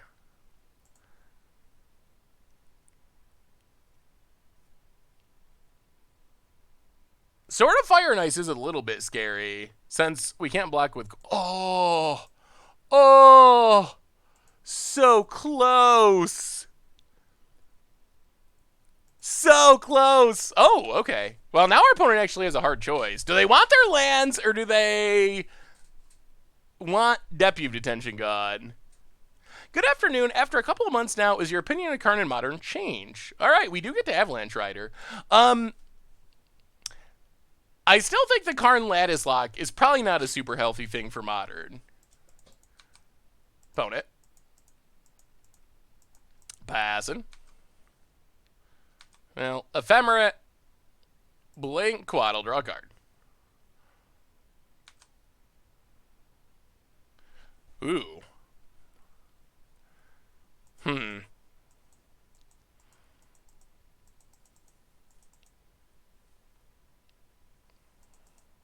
really don't want to get hit by Sword of Fire dice. Well, Prismatic Vista. Crack Prismatic Vista.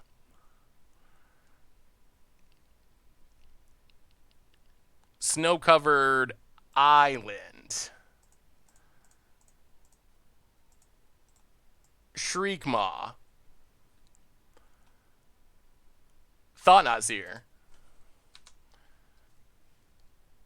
Draw a Rhino. All right, pass the turn. Ooh, get in with a Quaddle. I am worried about Sword of Fire dice. That is an actual concern. Opponent gets to put it into play. Ooh, all right. Banning Faithless Looting and keeping Snapcaster legal isn't a healthy thing for Modern, but here we are. Oh, banning Faithless Looting was such a good choice for Modern, I think. I very much come along with it. Hey, thank you, Turdwood Chalice. I try. I try with the beard. Hey, what's up, General Chow? How are you? I am doing pretty well. Opponent equips Stoneforge. Goes to combat. Gets in. Well, we will chump with Shriekmaw.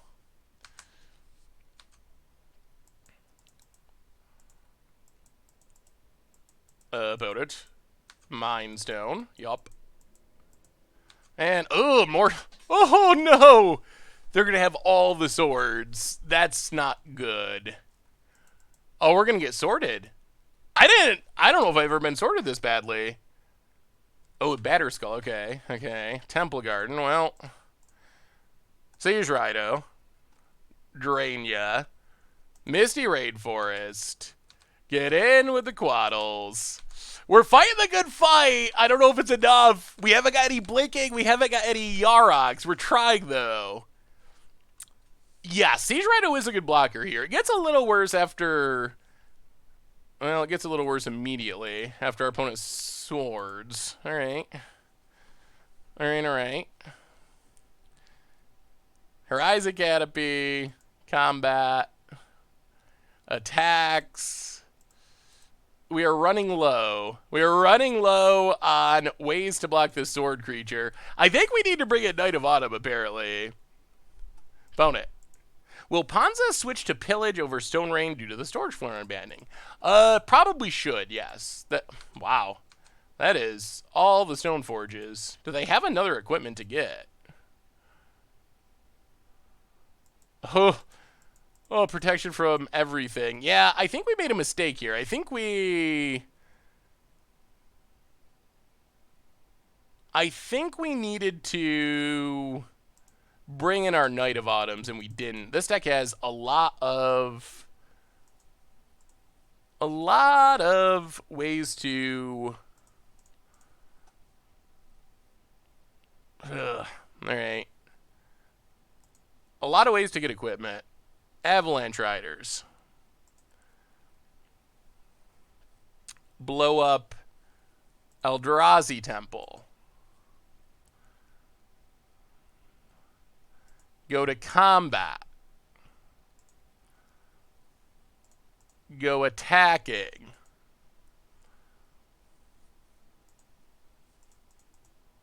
Opponent to 6. However, opponent's going to get a Batterskull, and they're going to get 2 swords on it, and that is not very good. I'm happy we have Pillage in Modern now. We also need some lands that destroying cards that would be fine in Modern. Wait, we also need some other land destroying cards that would be fine in Modern, but are Legacy only. What Legacy land destruction would you like to see make an appearance in Modern? Sinkhole? Sinkhole is probably a little pushed. Probably a smidge over the top. Opponent. Attacks. Well, block. Ephemerate.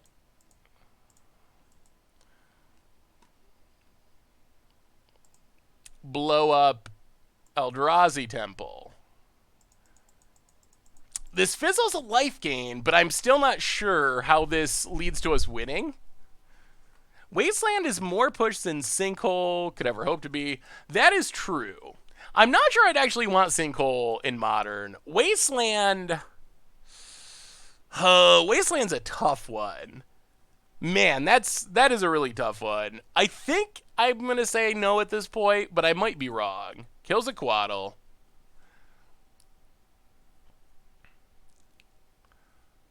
Thought not. Joke's on you. We got nothing.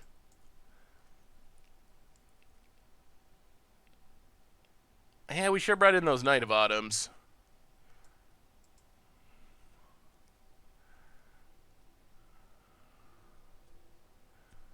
Huh.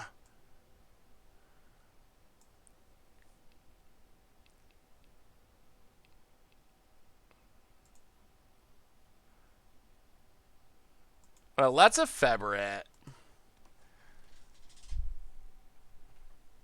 I guess we gotta blink Quaddle? I don't know what our plan is. I guess we need Deputy of Detention. Soulherder.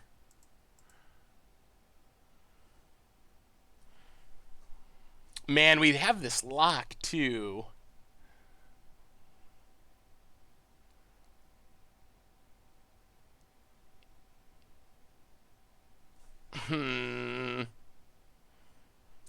I don't know. Can we pay for... I don't even know if we pay for Avalanche Rider. We might... Oh, Strip Mine? No. I love Strip Mine, but I don't think we want it in Modern. The question is, like, what could we draw? Like, if we draw Eternal Witness, 1, 2, 3, 4, 1, 2, 3... I think we might need to draw, like, Eternal Witness to have a realistic shot. Eternal Witness, get back Path. 1, 2, 3. We could also... like Yarok Soulherder. All right, we're going to say no.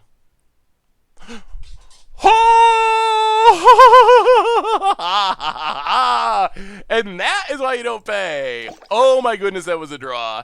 Circuitous Route with a $20 donation. I've missed so much this summer, but I'm finally back and I won't miss any streams. Also, it's my birthday. Can I get a happy birthday? A birthday jingle. My name is Alex. Aha! Thank you for all the fun. Well, happy birthday to you. Is that what you're meaning? I think that's actually trademarked. They're probably gonna copyright strike the YouTube replay. But happy birthday, Circuitous Route, and glad to have you back. And thank you so much for your donation. Big Scoops cheer for you. Thank you, thank you, thank you. Okay, that was interesting. 1, 2, 3. So now we get to play Eternal Witness to get back Path to Exile.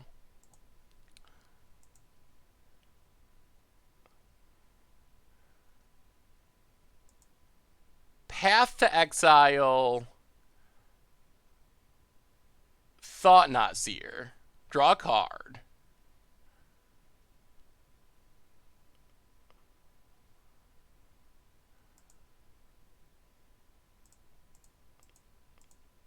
Play Soulherder. Snow-covered plains. Pass the turn. Blink Eternal Witness. Yes. Man, that was such a key draw. Get back Path to Exile. And now we might be winning. Oh, that was so huge. That was... Oh. I think if we paid for Avalanche Rider, that would have went wrong. Oh, man. That was incredibly helpful. Opponent, combat. Attacks.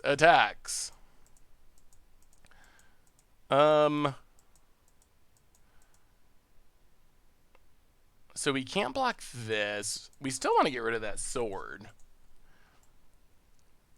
So let's...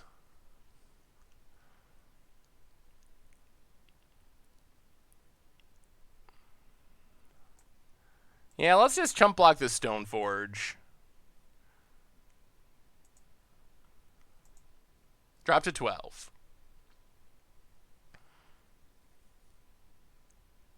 Opponent goes to 9.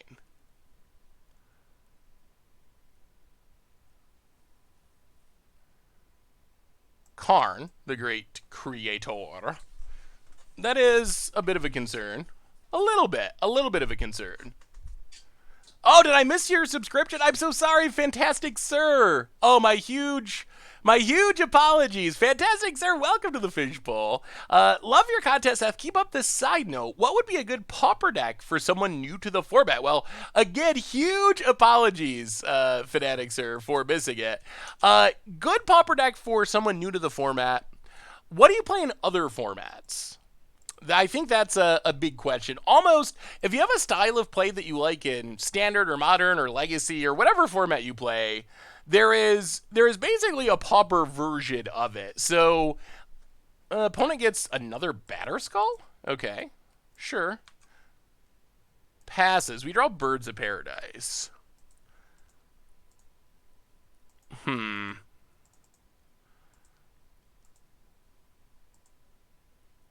Okay, so let's... Pauper Zubera combo. Yeah, Bird is an easy one if you're new to the Pauper format. What CMC would that card be? What card are we talking about, Andrew 1-8er? Dust Bowl, I think, would be safe for Modern. I think Dust Bowl would be fine. Let's play a Turtle Witness. Get back...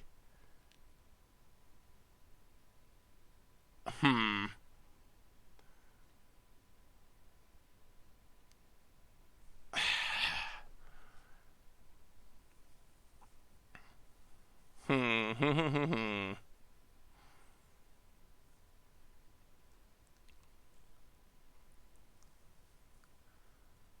do we do this? We have so many options. So many options. Enter the battlefield, tap Wasteland would probably still be pretty good. Yeah, the lock is a concern.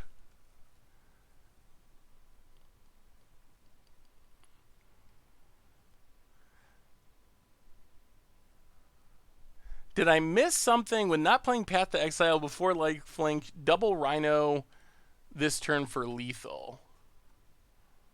Where are we getting a Rhino from?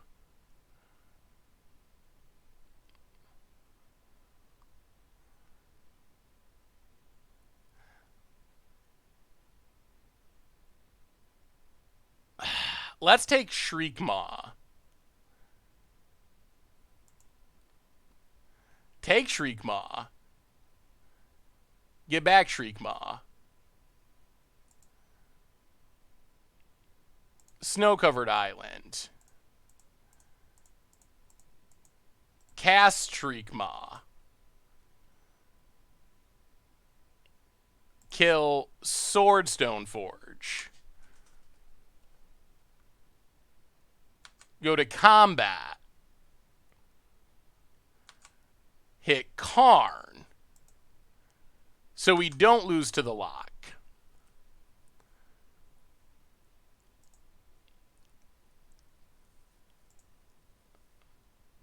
Pass the turn.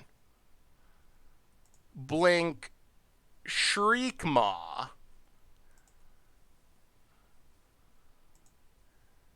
Get back Shriekmaw. Kill Stoneforge. And pass the turn. Are we doing this? Opponent gonna put a sword into play or a Batter Skull into play. It is a Batter Skull? Are we gonna stabilize it with this game? Is that what's happening? Alright, opponent. Yup, Batter Skulls. Oh, okay. Let's see. Let's see. Thankfully, Karn can't take down without dying. We can only hit non-black creatures with Shriekmaw, so we can't actually kill the Germ token.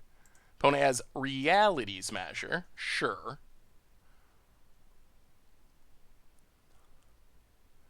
Goes to combat. Attacks, attacks, attacks.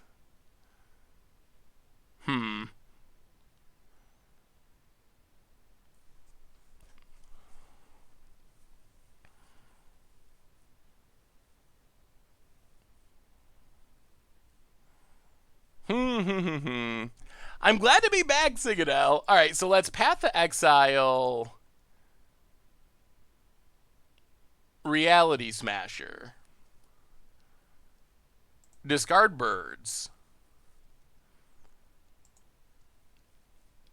Soulherder grows. Yeah, that one counter we missed on Soulherder might actually be relevant. Opponent gets a ways. Visagod for the 20th month. Keep up the jank. Any recent modern decks you're excited to revisit now that the Gak Menace is gone? Ooh, that is a good question. I think we just take our beats. We drop to 4. Oh, this is close. Opponent catches in Karn to tutor up an artifact. I think like Unburial Rites style deck, maybe Gift Rites. Oh, opponent has Walking Ballista. That's going to kill us. Coiling Oracle. Well played, Coiling Oracle. We hit Snow-Covered Island. Yep. I think we sideboarded very poorly in this match. Walking Ballista out of the sideboard.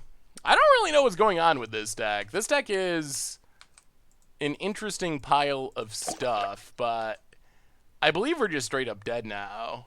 No matter what we blink, we die, right? Yeah, we're dead. All right, we got a scooper. We're going to time out. Mr. Blonde and Captivix, welcome to the Fishbowl. Thank you so much for your subscription. Big soups here for our new subscriber. Is there any way of getting some Goldfish stickers without ordering cards? I'm down to pay for them. My girl just wants one that looks like you. I think right now the only way to get them, we did the reward sticker, but it was a different sticker. I think you can still, if you're a sub, do that. I don't think there's a way to get the one that's going out through Card Kingdom at the moment, except by getting it through Card Kingdom. I don't know. I would have to actually see what the exact rules are. I'm not sure if you could just get a small, like, $2 order and get a sticker for it. That would be something worth looking into if that's all you're interested in. But I would have to confirm that there's not any minimum. I don't actually remember off the top of my head. I don't remember hearing that, but I'd have to like read the fine print to make sure. Mr. Blonde, welcome to the Fishbowl. Thank you so much for your subscription. Big soups here for our new subscriber. I don't think we have enough colors for Niv. We have a couple of Azorius cards, a couple of Simic cards. So best case, it draws 2. So I don't think that's really quite enough. Yeah, I feel like we sideboarded not very well that game. I feel like we should be able to win this matchup. This should be a good matchup for us. Question is, what do we cut? Oh, this Disdainful Stroke. I don't really want a Disdainful Stroke. We need the Knight of Autumns. Maybe we can't actually Avalanche Rider. Maybe it's cool, but it might just be too greedy. And then like one Coiling Oracle, I guess. Try it like that. We gotta have the Knight of Autumns. We gotta be able to deal with the. We gotta be able to deal with the equipment. That's what went really wrong that game. Well, okay, this hand's fine. We don't get to Quaddle. Well, actually, we do. Yeah, that sounds very fine. Temple Garden, untap, Birds of Paradise. Pass the turn. I like this hand a lot. This is kind of a 5-color nonsense pile. Opponent, the noblest of hierarchs.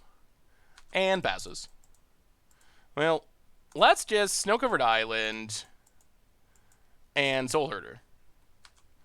Start growing one of our namesake cards. Blink the Birds. Grow the Soulherder. Pass the turn. No Eldrazi Tip. Come on now. Come on now. Ban it. Ban it. That should have been banned years ago. Opponent gets to take our path. Make us very sad. Or takes our Icevein Kotal, which also makes us very sad. Something. They're going to take something that makes us sad. Takes our Kotal. Makes us sad. Opponent passes. Knight of Autumn. Well, I guess we play Snow-Covered Plains. Play Knight of Autumn. Gain 4. Pass the turn. Blink Knight of Autumn. Yeah, turn 2 Thought Knot is pretty brutal. Get back Knight of Autumn. Gain 4. So we're gaining lots of life, which is nice. But opponent's got a lot of mana. Opponent.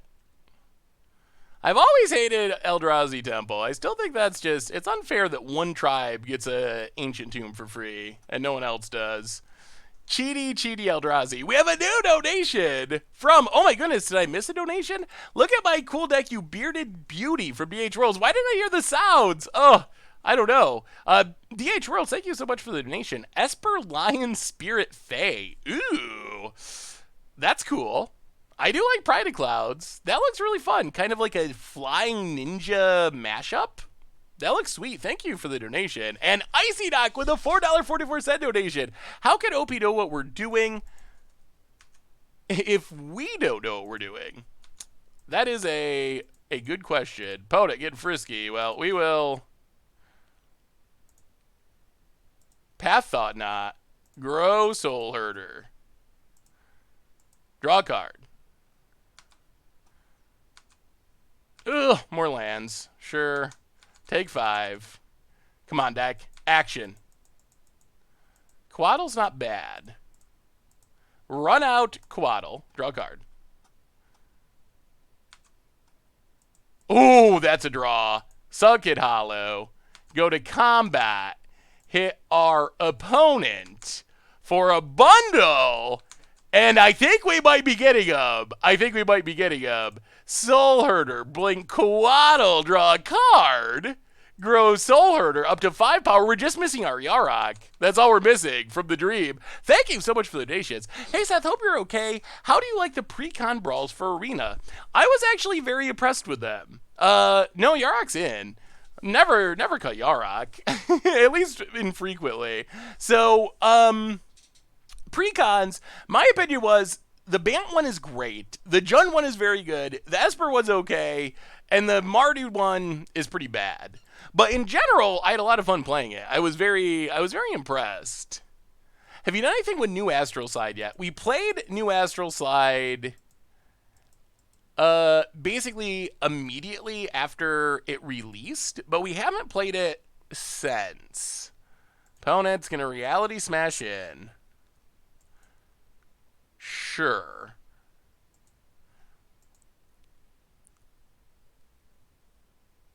Alright, well, Path, Displacer.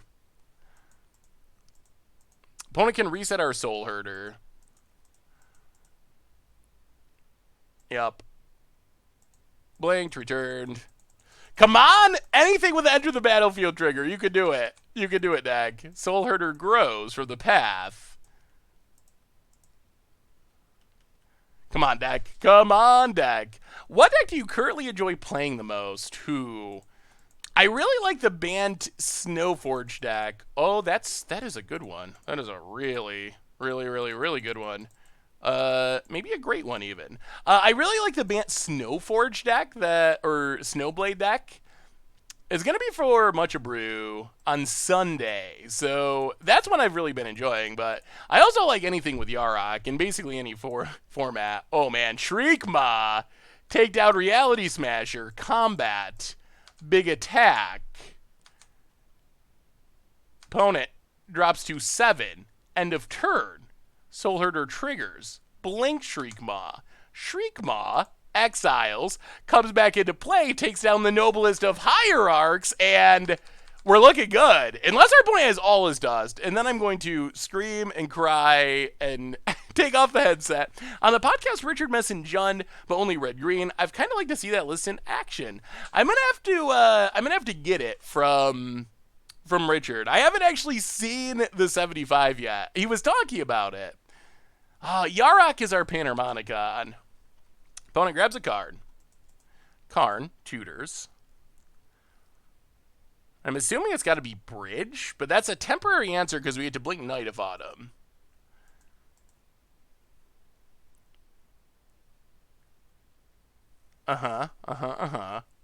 Bridge. Plays Bridge. Yep. And passes. Ooh, wait. 3, 4, 5, game? Game. Little Blinky Poo of the Night of Autumn returns. We will blow up an artifact or enchantment that will be Ensnaring Bridge. Also grows the Soulherder, which means we have lethal. Face, face, face. GG's, Bob Ross, and that is what the deck can do. Ephemerate coming through. My eyes burned coming from a reader watching Moto. Delta Juliet. It might not be as beautiful. It might not be as beautiful, but you get to play Modern. And Modern is, like, way better than Standard. So it's a give and take. It's a give and take.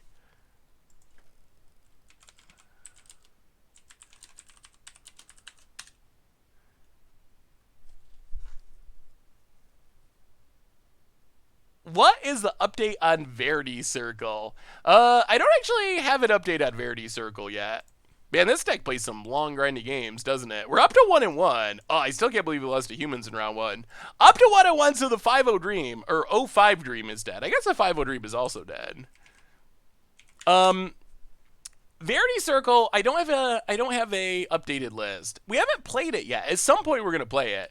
Before we jump into round 3, a quick reminder that our sponsor is Card Kingdom. If you need some new Throne of Eldraine cards, you can snag them over at cardkingdom.com. Even grab a Saffron Olive sticker if you're so inclined. So thank you to Card Kingdom for supporting the show. And on to the next one.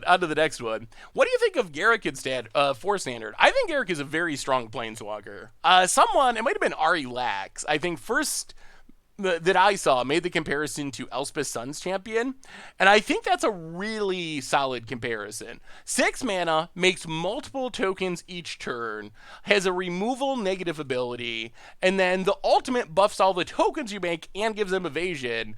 It's a little weird where there's no actual plus. It'll be interesting to see how the wolf token dying adding loyalty thing works, but I think it's going to be a very strong finisher for Standard. That is, at first glance, I think it's going to be a very strong finisher for Standard. Up to 1-1. All right. And this hand looks pretty good. We got Astrolabe. Yarok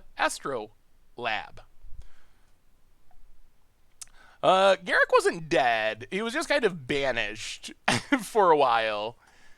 Based on, I don't even know.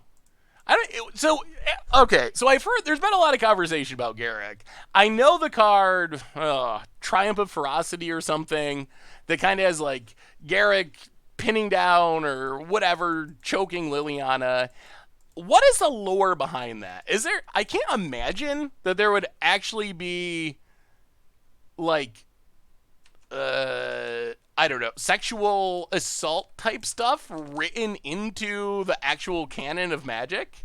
Is that actually, like, if you read the book, is that actually what's in the story? Or is that just, like, people saying that based on a card art? Like, I've never actually been clear on the actual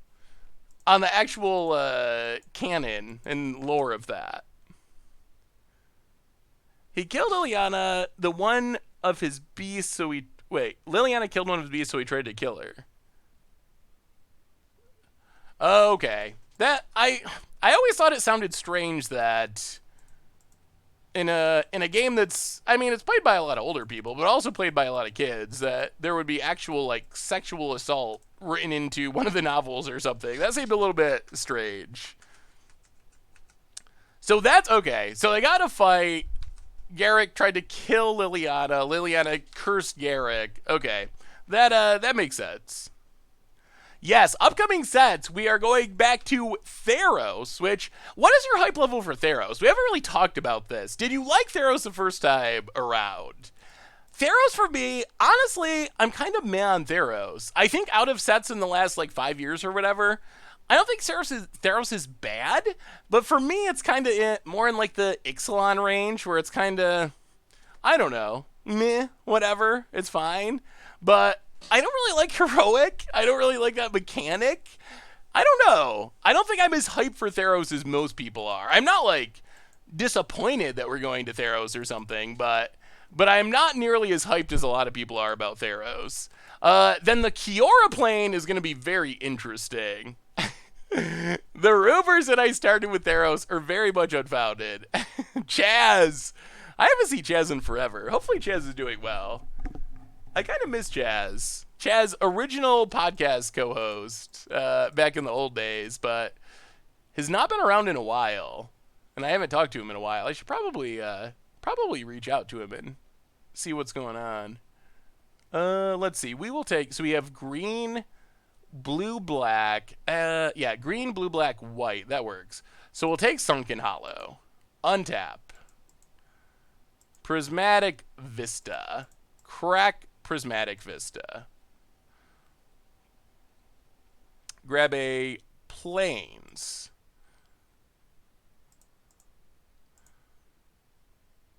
Play...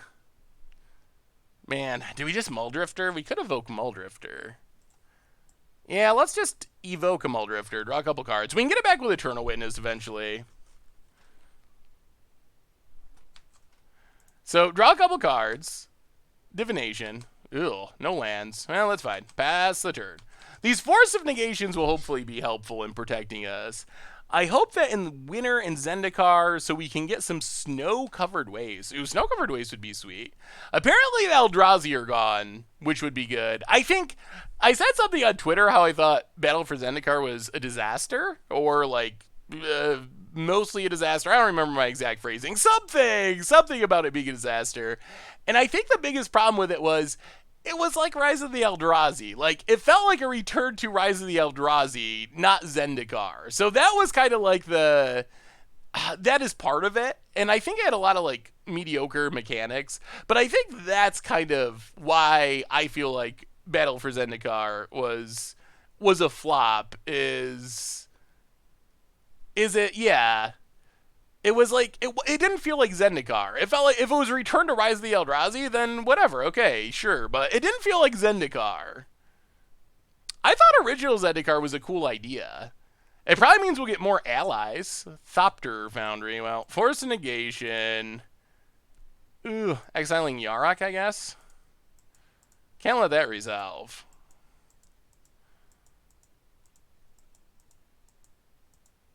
Alright, threat 1 dealt with. Nile Spellbomb. Chirp. Opponent. Passing. Getting in. Yup. Down to 16. We draw land. Well, let's Astrolabe. Draw a card. I don't think we had Soulherder because we needed to pitch. So out of the sets that... Ooh. Out of the sets that we know we are going to in the next year, so Battle for Zendikar, or Return to Zendikar, Return to Theros, new Kiora theme monster set, and a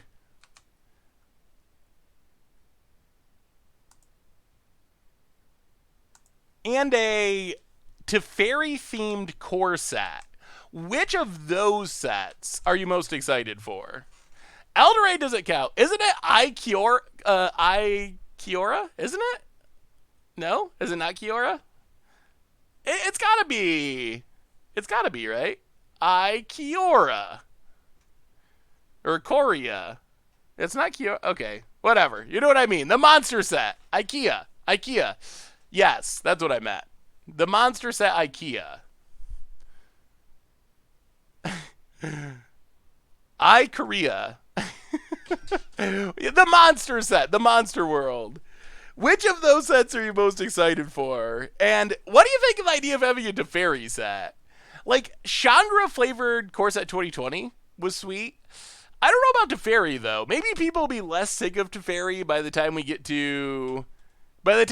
next summer and it actually comes out, but good lord. I think people are tired of Teferi right now. And we're still going to have...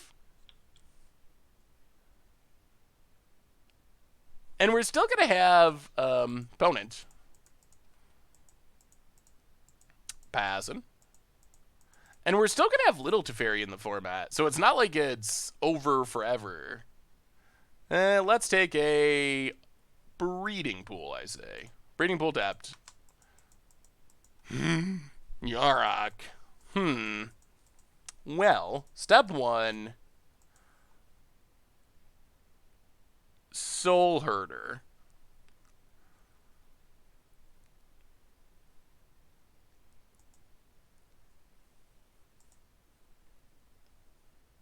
Pass the turn.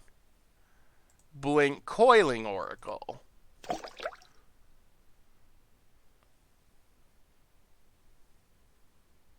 Give us some draws.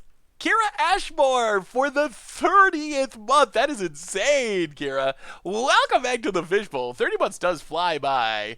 Thank you for your subscription. Big soups here for our new subscriber. Is our opponent worrying? We're X2.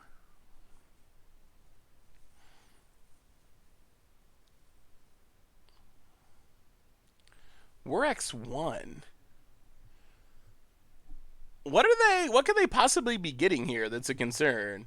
A while ago, you did a deck with Altar from Horizons Undying. Do you remember the name of the deck? I think it was Persist Combo, maybe? I think I might have called it Persist Combo. Because it was Persist Creatures, Altar, Mono White Persist Combo, something like that. What 1-mana artifact could our opponent be killing us with? Whatever. Sure. Sure, opponent. Sure. I guess Spellbomb can slowly mow down our board, which is annoying. Mox Opal. Okay. Well, blink, draw. Into Ephemerate. Quaddle's not bad. Pass the turn. Can we get down this Yarok to go with the rest of it? Opponent, red mana, and sacks, gets back Ichor Wellspring. Well, opponent's got their own value engine, that's for sure. Value engine's going every direction. Seth, do you think that Zombie Elspeth is going to get ability to kill creatures? Maybe a Planeswalker enters the battlefield effect for destroying all creatures with power 4 or greater. Urza's concerning. It's possible. That seems like a possibility. Alright, Urza down. Opponent's mana really getting up there.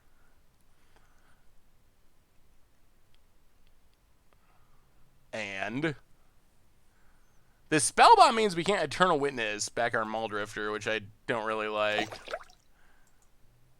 Sword of the Meek. Okay. Sure. Zengian, welcome to the Fishbowl. Thank you so much for your subscription. Big soups here for our new subscriber. Yeah, it seems like our opponent could have assembled a combo if they wanted to. It was super fun, Chicken Dog. Magic Fest Vegas, GP Vegas was super sweet. Got to meet so many people, which was just awesome. And then Vacation Vegas was nice too. Probably healthy to take a break once in a while. Opponent. Pass it. Alright, blue-green. Run out Coatl. Yeah, I definitely would recommend, if you want to go to one Magic Fest a year, I would definitely very much recommend Vegas to you. Well, 1, 2, 3, 4... Blue, green. 1, 2, 3, 4, 5. Yarok.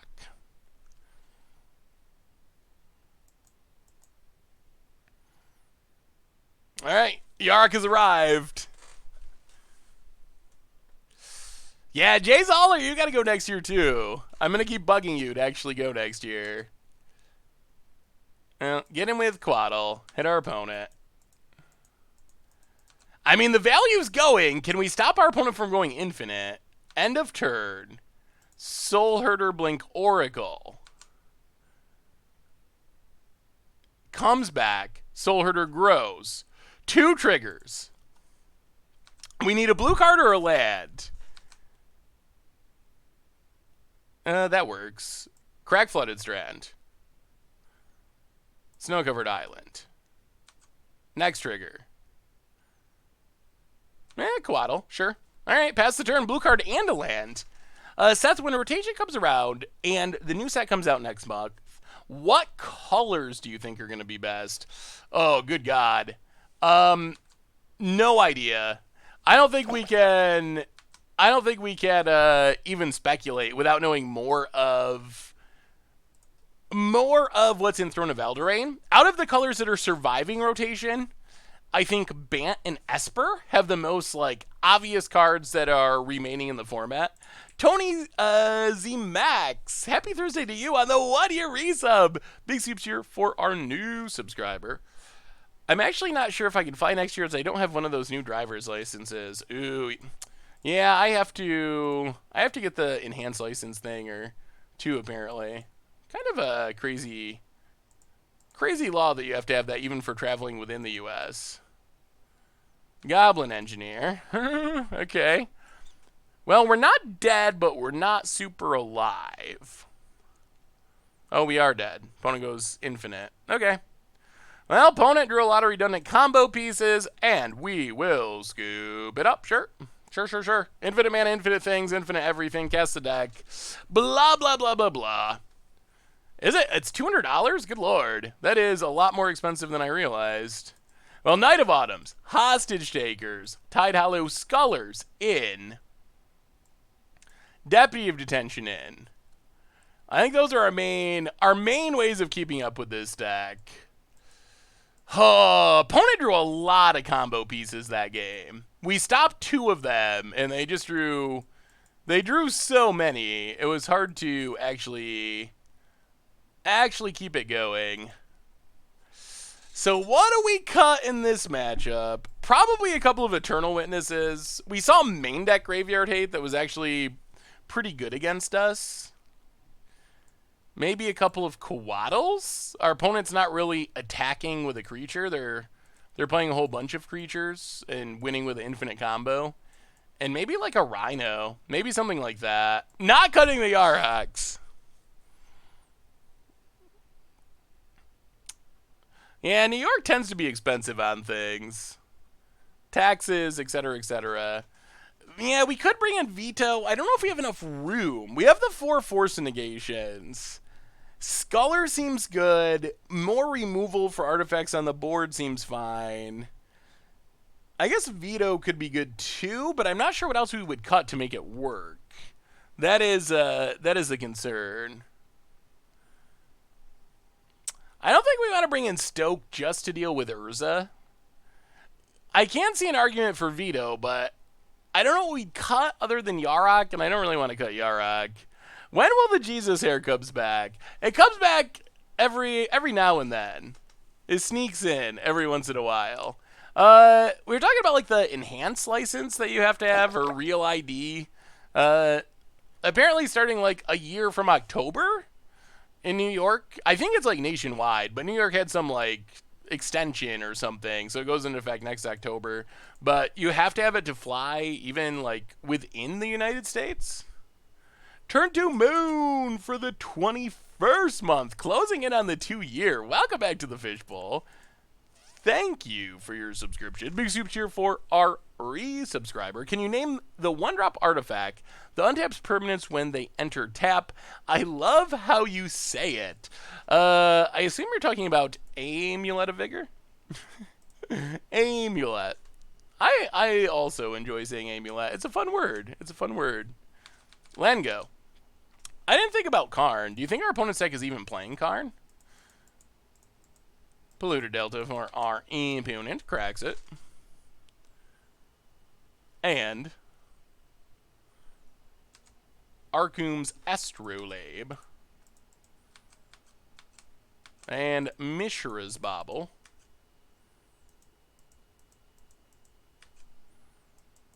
Alright. Good start for our opponent. Well, more Bird's Paradise. Keep them flowing. We're going to get down to fast Yarok, but we don't have anything to go with it at the moment. We're just going to be running out a Yarok into the wilds, essentially. I don't know. Not feeling super confident about this matchup. Yeah, I don't know about historic. Alright.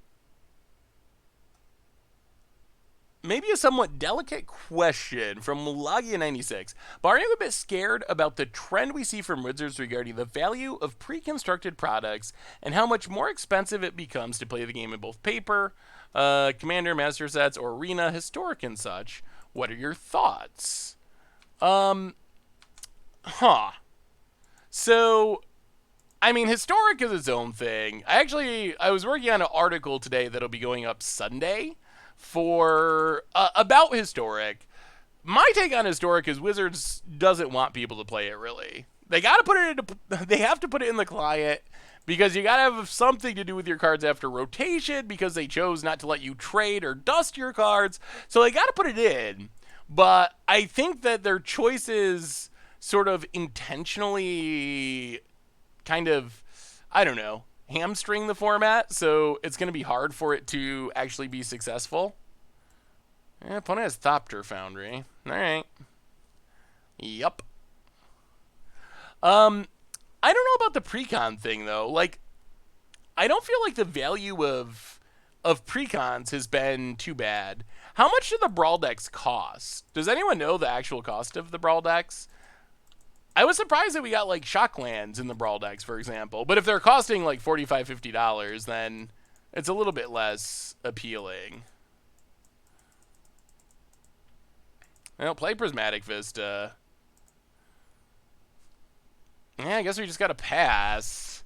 I want a Yarok, but we risk just straight up losing to Urza into Sword.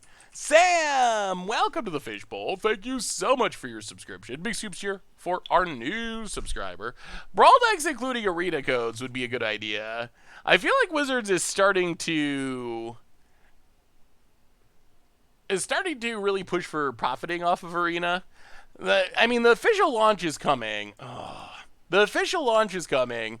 So I feel like there is kind of a big push towards making Arena profitable. How's the deck going? Zorid. So we're 1-1. I think we're going to lose this one. Our first match, we got brutally mana screwed. So I feel like we played humans, which I think is a really good matchup for us. But we got really brutally mana screwed and lost as a result. Come on now. I guess if we're dead, we're dead. I'm going to run out Yarok. They can get back the sword. They can make Thopters. It doesn't go infinite unless they have Urza. If they have Urza, then we lose. That's where we're at. Not much we can do about it. Hero work. I guess technically you could do something about it by not playing Yarok, but we haven't drawn any action, so I feel like we have to do something to get back in this game.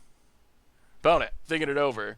Hero work, welcome to the Fishbowl. Thank you for your subscription. Big soups here for our new subscriber. Don't you think that Modern is hamstrung in the same sense? The double historic wildcard is encourage purchases of standard packs, and the packs keep the doors open.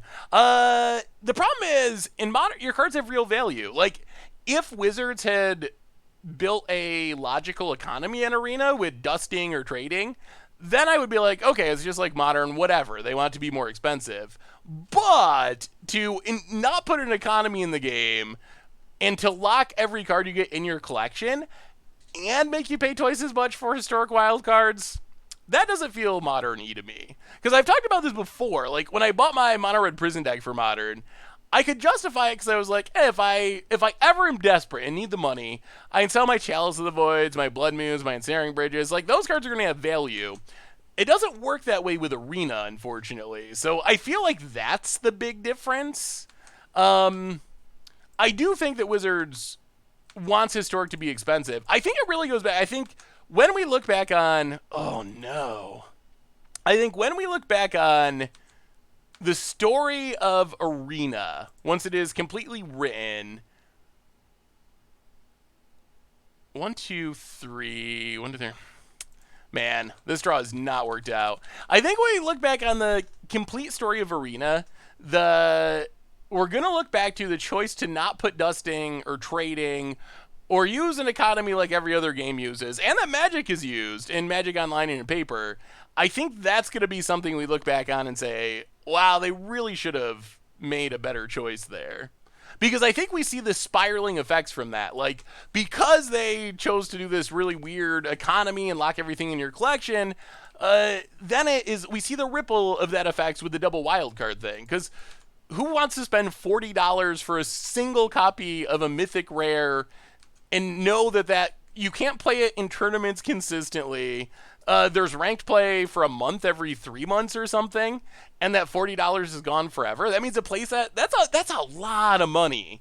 So I think that's what a lot of it goes back to, in my opinion. Mishra's Bobble for our opponent. I've sold on Moto once. I certainly put money back in Moto than I get back, but spending money there where I could theoretically...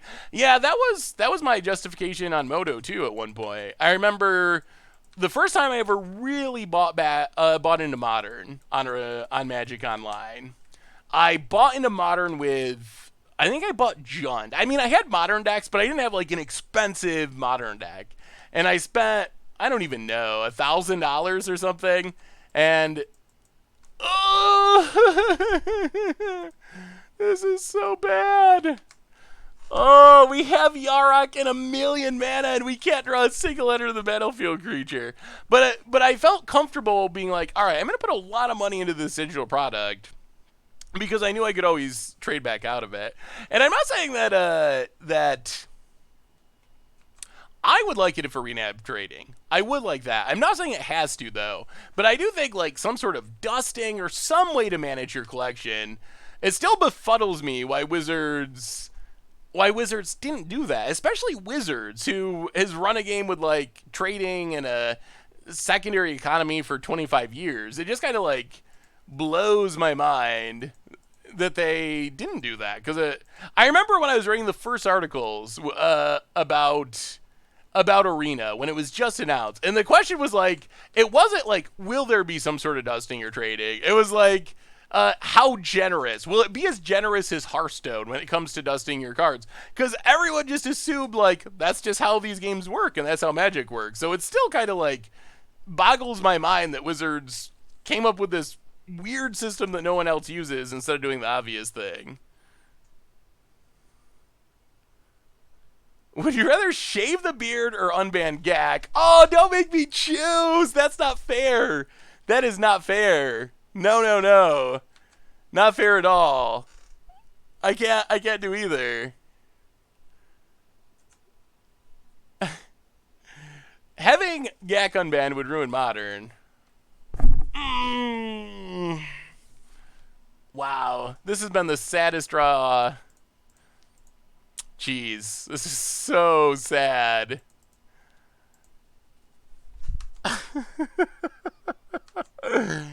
1, 2, 3, 4, 5, 6, 7, 8, 9. Wait, 1. So 1, 2, 3, 4, 5, 6, 7, 8, 9, 10. All right, well, pass the turn. Blink, I don't know, Yarok, I guess?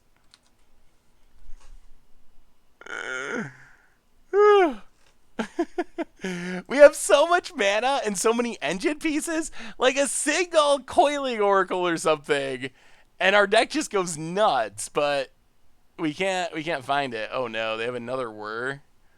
Ugh. About it. Whirs, X4. What does they want X4 so badly? Yeah, this is looking grim. Maybe that's just enough that they can get anything. Pyrite Spellbomb.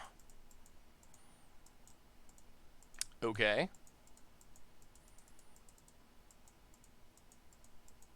So that probably...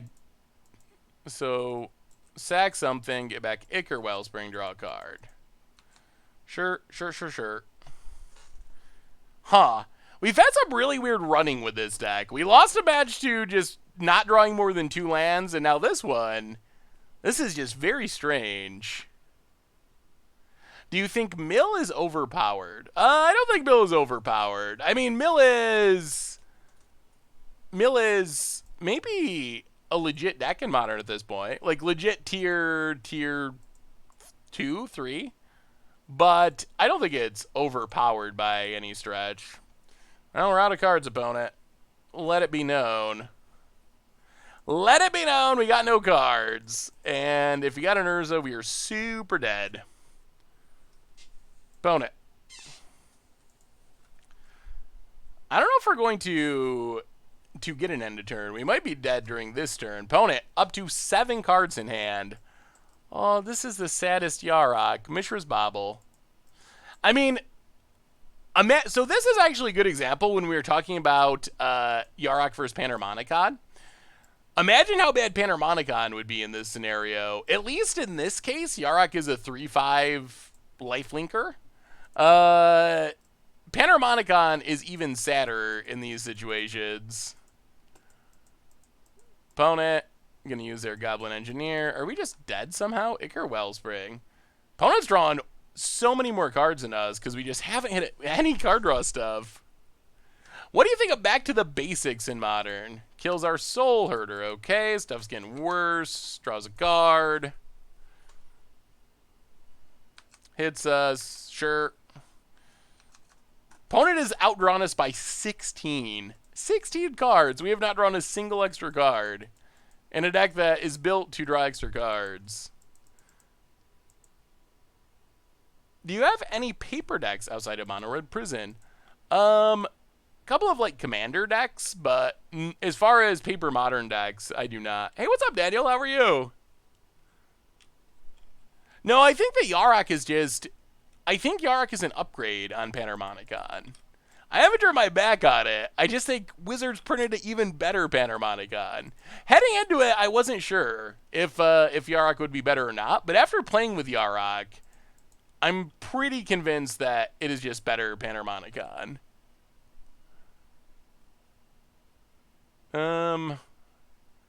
Yeah, I guess it doesn't matter too much. Yeah, take a Prairie Stream. All right, deck, you get one last chance to do something relevant. Opponent, cracking stuff. Yeah. We untap. Opponent draws. Ephemerate. Don't even want to cast it. All right. And we will scoop it up. That was maybe the worst draw I've ever had with a Panharmonicon deck. Yikes! All right. Well. I don't know if this build is better than the original build we played of Soulherder, honestly. Thule, welcome to the Fishbowl. Thank you so much for your subscription. Big scoops here for our new subscriber. Yeah, it's going to be interesting. Speaking of Alea in Standard, going to be interesting to see how good the Brawl exclusive cards are in the format. I think Chulane's going to be good. The 5-mana Aristocrats Dragon might be good. Like, do MTG fans not realize Eldraine and Shrek both use Fairy Tale as source material that are similar? Hopefully people realize that. Alright, this hand actually has magic cards that do things. We gotta win these last two if we're gonna feed the kids. It would be very sad if Yarok didn't feed the children. Yarok's like our card. Garrick is Shrek. I can kind of see that. Oh... Mardu Knights in Standard might be good. I was not impressed even a little bit with the Mardu Knights Brawl deck. I think that it can be upgraded and developed into a cool deck, but I don't think the precon is very strong. Opponent, Sacred Foundry Adapt. Hey, what's up, Jort? How are you? Rift Bolt suspended. Well, Misty, crack it. Snow-covered island. And let's Coiling Oracle. Let's see how we stand up to burn. Oh, we can't find a land. Oh, deck, be good. Be good for once. Rift Bolt coming down. Oh, no. Last game it was all lands. This game we might have the opposite problem. Inspiring Vantage for our opponent. Searing Blaze. We're down to 13.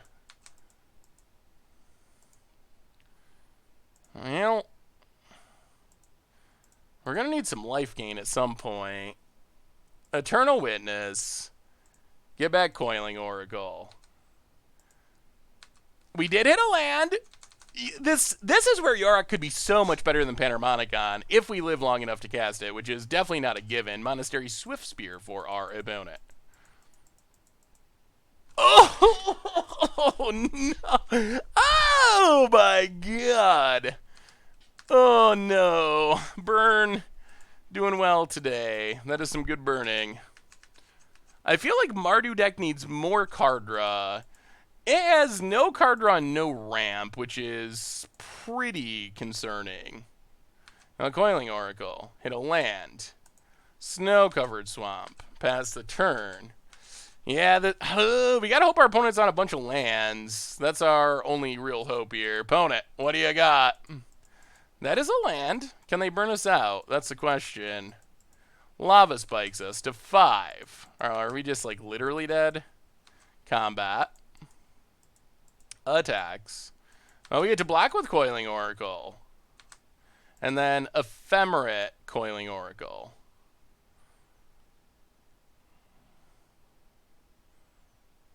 Lightning Helix is our face.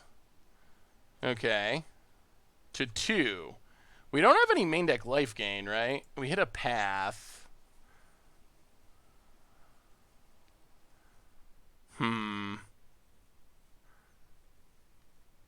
Okay. Stay at 2. Opponent. Yup. Ephemerate returns. We blink Oracle. So we just gotta hope our opponent has nothing. Yeah, I mean, play Yarok. We'll see. No burn. No burn at all. No burn spells. One time. Come on, Magic Gods. You owe the Yarok. You owe the Yarok. Come on. Come on. Oh, boy. Sure. Sure. Yeah, we're holding life gain that's super slow, unfortunately. Which we kind of saw there. The slowest life gain in the West. I mean, we get a bunch of life gain after sideboarding, which is nice.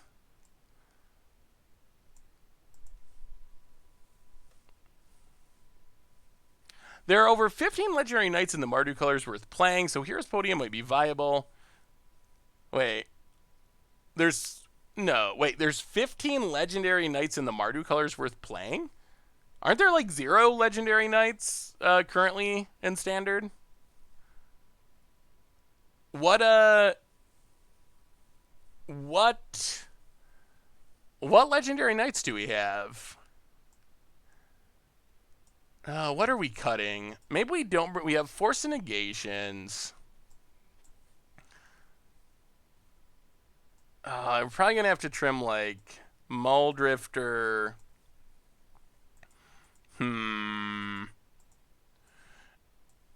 Eternal Witnesses?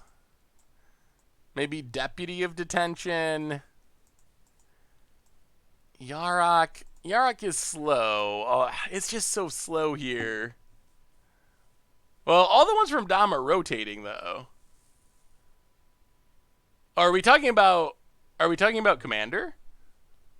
Risen Reef is just in an awkward place in the curve. Coiling Oracle in this deck's a lot better since we can Coiling Oracle into Soulherder. Risen Reef, without having more elementals, is just a bit on the slow side. Alright. Life gain. Okay, we gotta weather the storm. That's decent. We don't have any ways to deal with creatures, which is a little scary, but this could work, Aren't Force and Negations bad against burn? I mean, they're a bad negate, but negate's fine. Having a counter or 2 isn't bad. Sideboard should be all clothes and siege rhinos. That would be kind of funny. We'll have to... So here's a good question. We were talking about this last stream a little bit.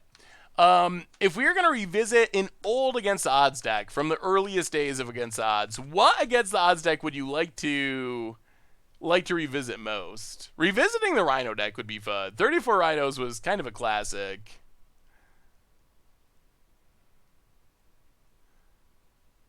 I mean, Joshua Vest is a pretty strong knight.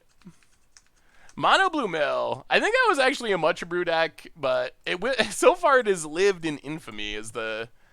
I think it's still on the list of worst Against the Odds decks of all time. Boat it. Pass it. Ephemerate. Well, Prismatic Vista. Crack it. Grab a Snow-Covered Swamp. Astrolabe.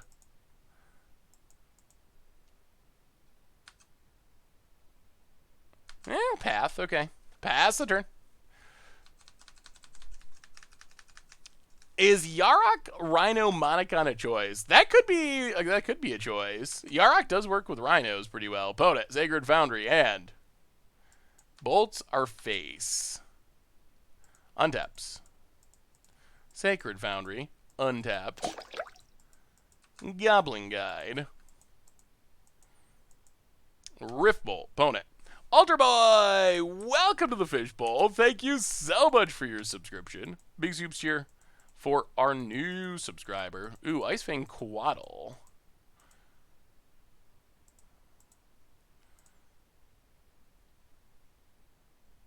Yeah, let's path that. I think next turn might be our Weather the Storm turn. Hey, good to see you, Looter Scooter. How are you?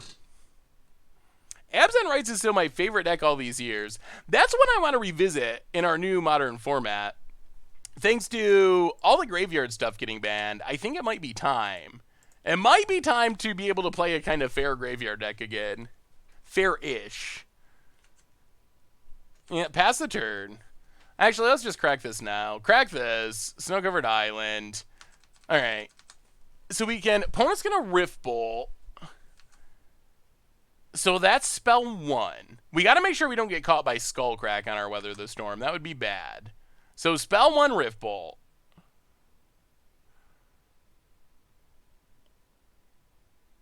Down to 12. Opponent. Smash to smithereens. So Icefang Quaddle. Draw a card. And then I think we got to do it now. I think we got to do it now while our opponent's tapped down. Weather the Storm. Gain 12. And that's a lot of life. That's a lot of life. Yes, Garrick Tribal, we actually got... I feel like Wizards is designing Planeswalker Tribal decks now. That's the second Planeswalker that actually cares about... Opponent said, whoa. Yeah, 12 life is a lot. Second Planeswalker that actually cares about other versions of itself. Opponent, all right, down to 18. You got us. You got us, opponent. Oh, Krim. Hey, what's up, Krim? I think... since Krim is here, that means we should probably play this fetch land so we can thin our deck and draw our action, right, Krim? is that the plan? That was like countering 5 spells. Boat it. Passing. All right, just for you, Krim. Sack the fetch land. Thin our deck. Now we're guaranteed to draw action. Fratosti! Welcome to the ooh, Boros Charm. All right. Welcome to the Fishbowl. Thank you for your subscription. Big scoops here for our new subscriber. Ugh. All right. That's not the best. We're kind of flooding again. We're doing a little flood. Just a little. Thankfully, we're at 13 thanks to that Weather the Storm, but... Warlord, welcome you as well for the 25th month. Big scoops here for our re-subscriber. Yeah, we've ran really awkwardly. It feels like this is a deck that should be really consistent and smooth, But it's actually felt surprisingly like clunky and inconsistent, which I did not expect. I thought this would run kind of exactly the other way. Hey, doing well, CA Settergen. How are you? AVN for the 6-month absent rights. Yes, we got to revisit it, and I am glad to be back. Welcome back to the Fishbowl. Big soups here for our resubscriber, Avian. Hello, hello, hello. Starting to feel a little bit like last match. All the lands, little action. Thankfully, our life total has been buffed. Somehow, man, we're a modern deck, and we have a lot of basic lands. Opponent cracks Islet. Well, we will Ephemerate while our opponent's tapped out. Draw. Ooh, Soulherder. All right. Well, that's something for next turn, sort of. Opponent's up to 3 cards. It's not impossible we just die. Eidolon. Opponent passes. Well, we need to path Eidolon. Drop to 8. Opponent thins their deck. Ephemerate. Blink Coatl. No. No, no, no. Land? Well, Blink Coatl.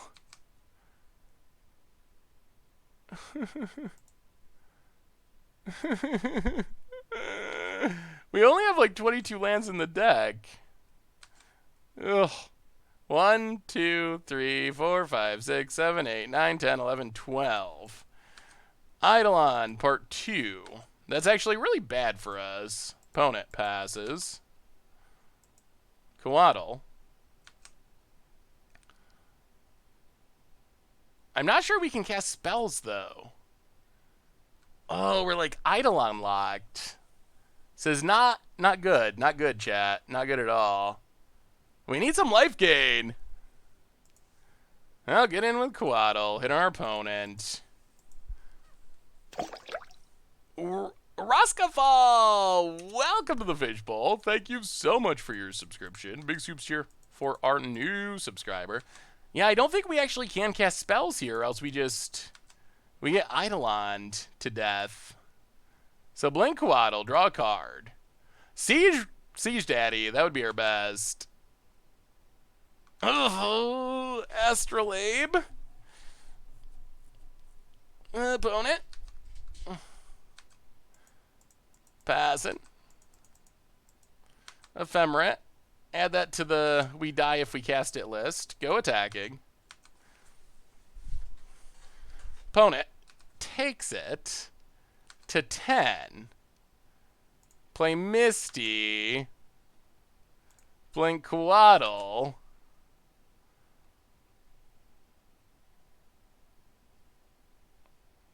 Oh, Boros Char. Oh, really? Like this? This is how it's gonna happen? Coatl playing straws. Oh, there's Rhino too. Oh no. Land, do we live? Do we live long enough to cast Rhino?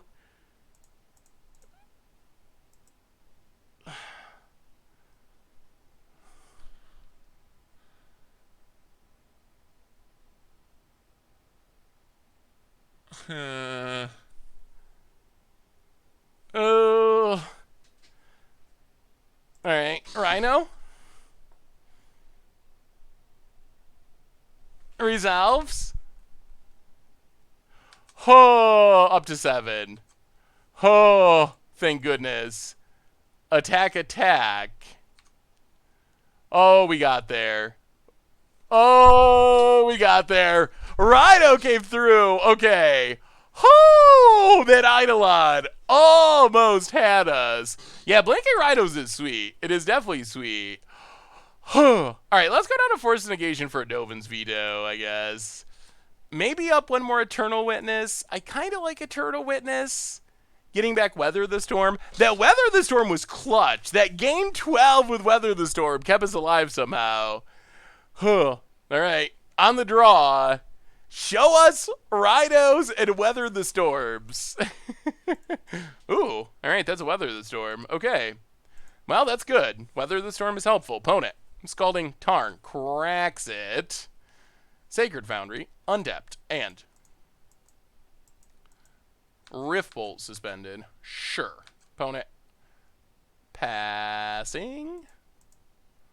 Opponent passes. Misty. Crack it. Snow-covered forest. And Birds of Paradise. Pass the turn. All right, we're live. We're live and we got life gain. We almost lost to burn after gaining 12 life with Weather the Storm. We were this close. We do have a few good cards. It's still a scary matchup, though. Ooh, driving to Canada tonight. What's in Canada, Samurai? Sunbaked Canyon. Skewer, 13. Oh my god. And Skewer to 10. Opponent passes.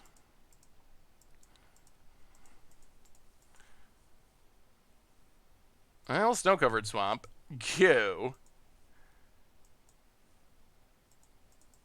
Well, we'll see. Opponent. Had a lot of lightning bolts so far. Scalding Tarn. Passes. Well, we will Coatl.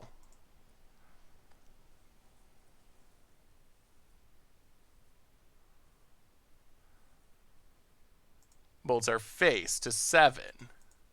Cracks. Mountain. Helixes us to 4. Well, Coatl resolves. We draw an island. Untap. Okay, so let's think about this. We cast Birds of Paradise. We pat the exile Birds of Paradise. We weather the storm, gain 9. I think that's our plan. So Birds of Paradise. Prairie Stream. Path to exile Birds of Paradise. Snow-covered island. And weather the storm. 7, 10, 13. All right. Yeah, we're not going to attack this turn. Pass the turn. Back up to 13. I don't think we can wait because of Skullcrack. Because of Batter Skull, all these decks are playing Skullcrack now. So waiting is super risky.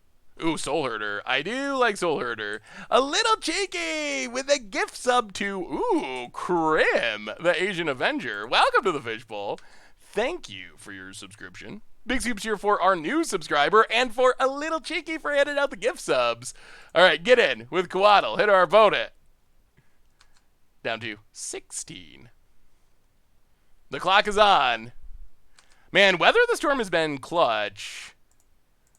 Soulherder.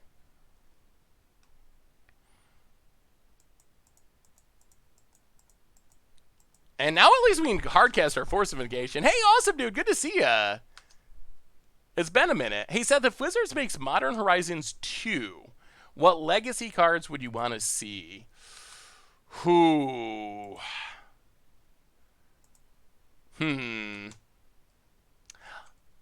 That's a good question. Oh.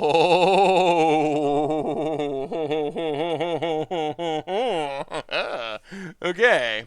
All right. Sure. Lava Spike us. Got us. 10.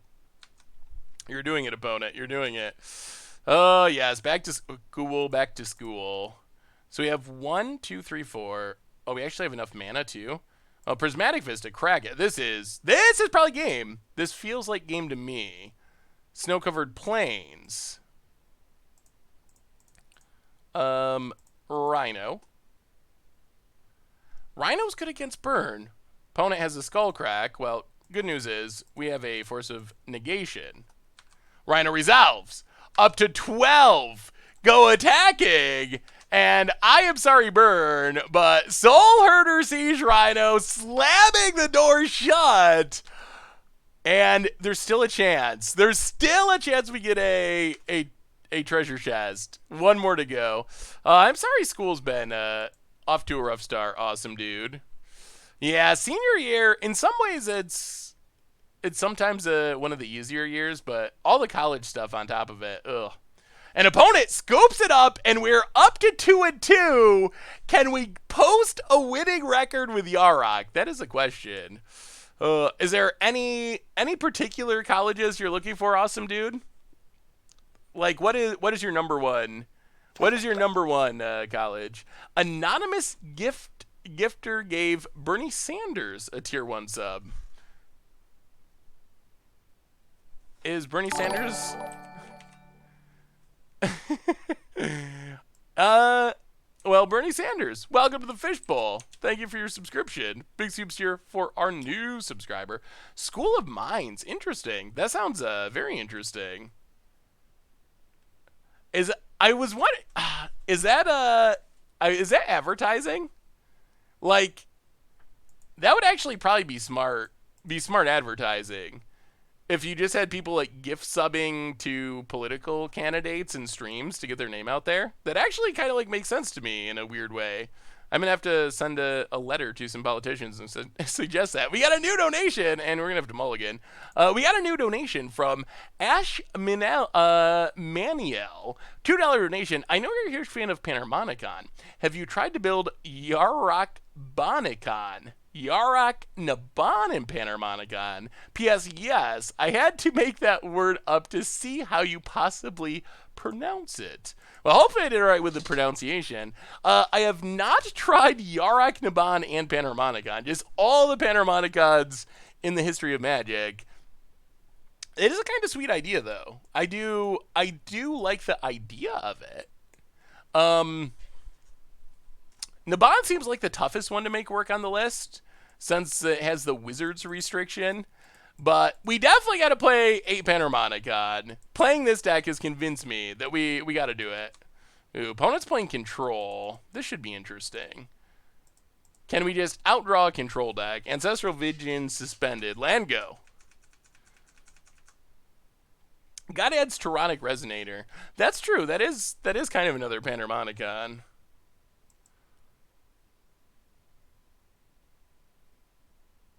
Opponent. Swamp. And pushes the birds. Yup. This looks a little bit like a Crim deck, especially if we see some white mana at some point. Land go. After 2 Phonics episodes, what is your single biggest pronunciation? It's probably still Scumble. Scumble is still the one that gets me every time. I mean, I laugh at myself all the time, but normally with my mispronunciations, they don't crack me up too much after a while, but Scumble, every time I hear the Scumble one, oh man, it still gets me. It still gets me every single time. It's just with the confidence with which I say such a obviously wrong word is it's kind of funny. I think it's funny at least. All right, let's Prismatic Vista, crack it. Snow-covered Blades. What do you think my best or worst, I guess, pronunciation is in honor of Phonics 2 against the odds on the YouTube channel? Ew, we're doing the draw a lot of lands thing again this game. Land go. What commander cards would be good in Modern? I know Animar has potential to be terrifying. Animar could be sweet. True Name Nemesis would be broken. I mean, I don't know, mate. I think True Name Nemesis would be too good in Modern. Scavengers does he play in Modern? We're getting Jaced. Ooh, Nicole Bolas. What is going on? Well, we'll discard Snow-Covered Island. Yeah, we've drawn an epic amount of lands again. Force Negation. Well, he'll run out Rhino, which is kind of similarly good to Nicole Bolas. Yeah, I'm trying to think what other commander cards would be good. I know there's some from older decks. Oh, Eureka would be insane. Yeah, Eureka would be, man, ninjas would be so sweet. Eureka's Seed Blade Legacy. Here comes Ancestral. Opponent refilling the hand. We don't have a blue card for this Force Negation. This is very concerning. Yeah, getting outdrawn. Huh. I don't know. This deck is run really strangely. It might just be variance. Have you ever burnt out of MTG? Oh, boy. A blue card would have been so good this turn. Sure, there goes our Rhino. Ew. Ooh. Dreadhorde. Oh, no. Oh, no. Well, opponent's got an interesting Grixis build. And our deck needs a critical mass of... as much as I love Yarok, I don't know. I remember how much we crushed it with the original Soulherder build, and we have definitely not crushed it with the Yarok Soulherder build. We have done cool things with Yarok once in a while, but that's about it. Opponent has a pretty full hand, so I'm not super hopeful Yarok's gonna stick around on the battlefield. Containment Priest would probably be fine. Opponent, combat. Attacks.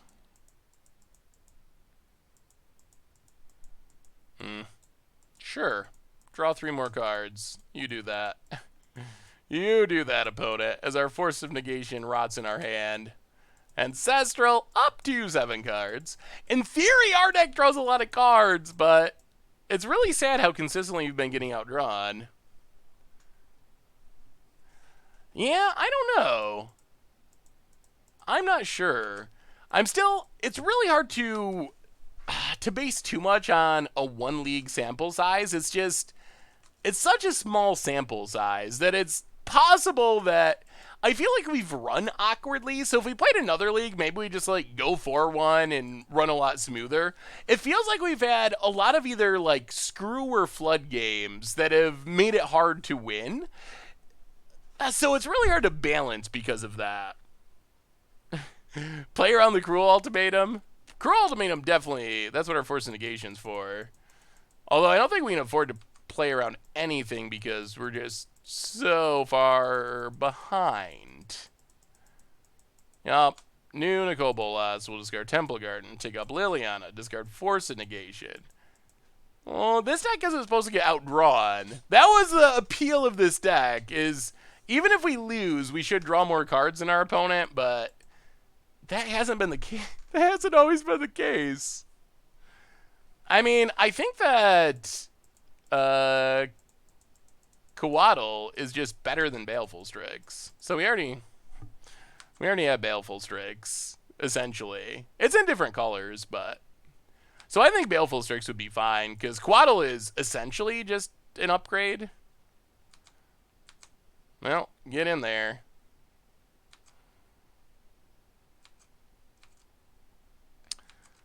Pass the turd. But Nicol Bolas flips, and then we concede.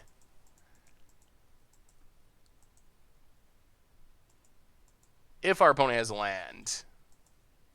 That Dreadhorde Arcanist was, even though it only got one in one attack, it was pretty good.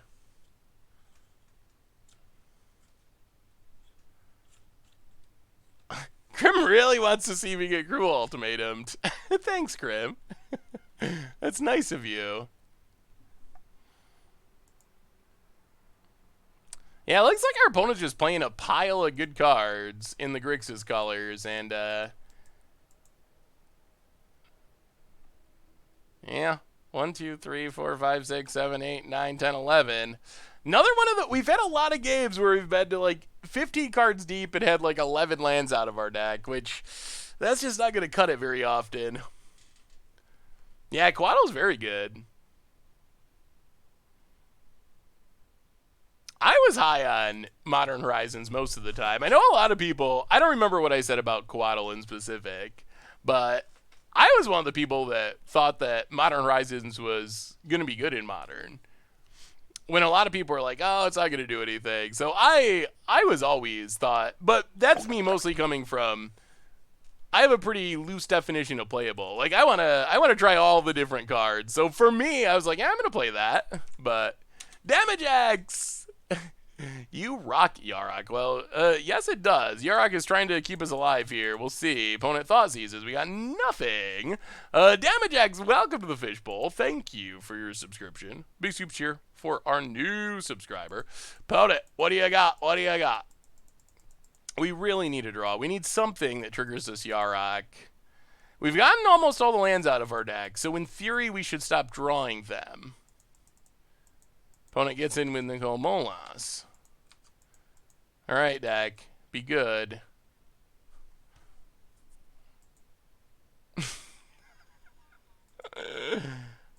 That's actually not good, is it? Because we've drawn all lands, we got nothing good to get back with our... We have nothing good to get back with our Eternal Witness. That is kind of like hilariously painful. Like, yeah, Eternal Witness is normally great, but what do we do with it? They're gonna flip this Ravager.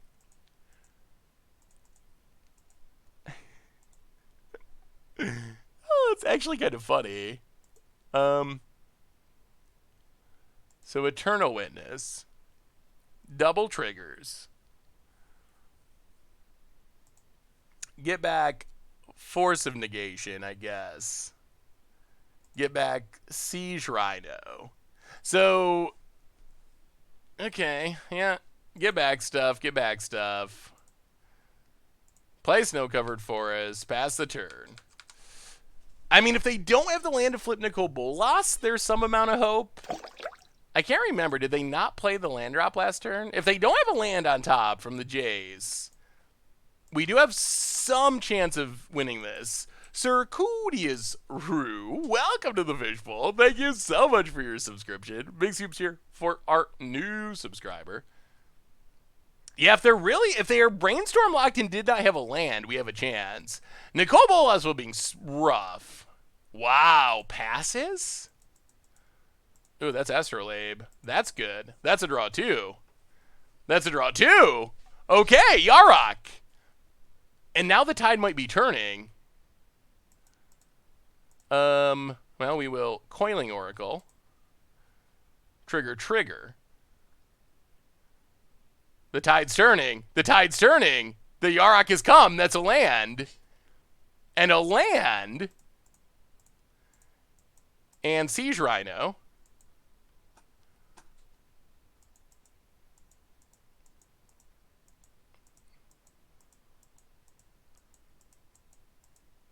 Opponent. What you got? What you got? Wow. That's the power of a Panharmonicon. We do nothing for so long, and then all of a sudden we do everything. Does it resolve?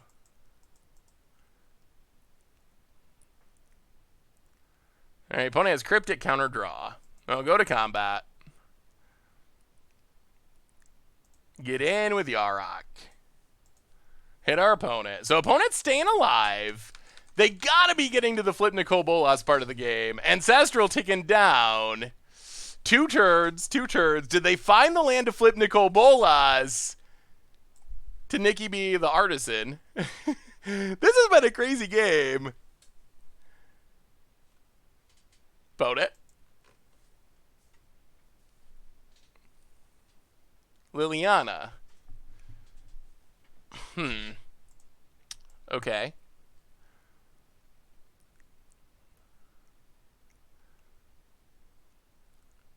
Ticks up. Well, there goes Force of Negation. Yup. Gotta hold on to the Muldrifter. Opponent. Passes. Crack Vista. Down to 19. Getting one of our last lands remaining. Untap. Snow-covered plains. Well, evoke a Muldrifter. Oh, draw 4. Hardly any lands in the deck. Ephemerate. Oh my god, Ephemerate. So draw.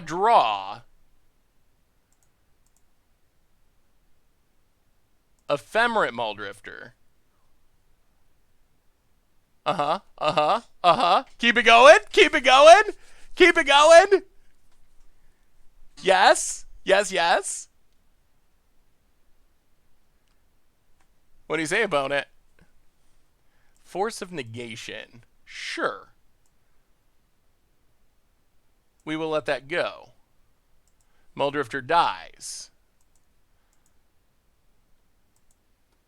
Wait. So if we attack, this hits for 6. Attack with everything. Opponent blocks here. 8/7. They go to 1.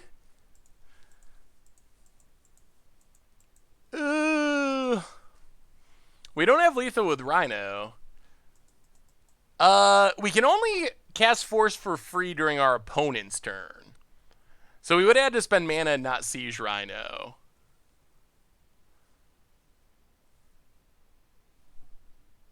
How do we have lethal?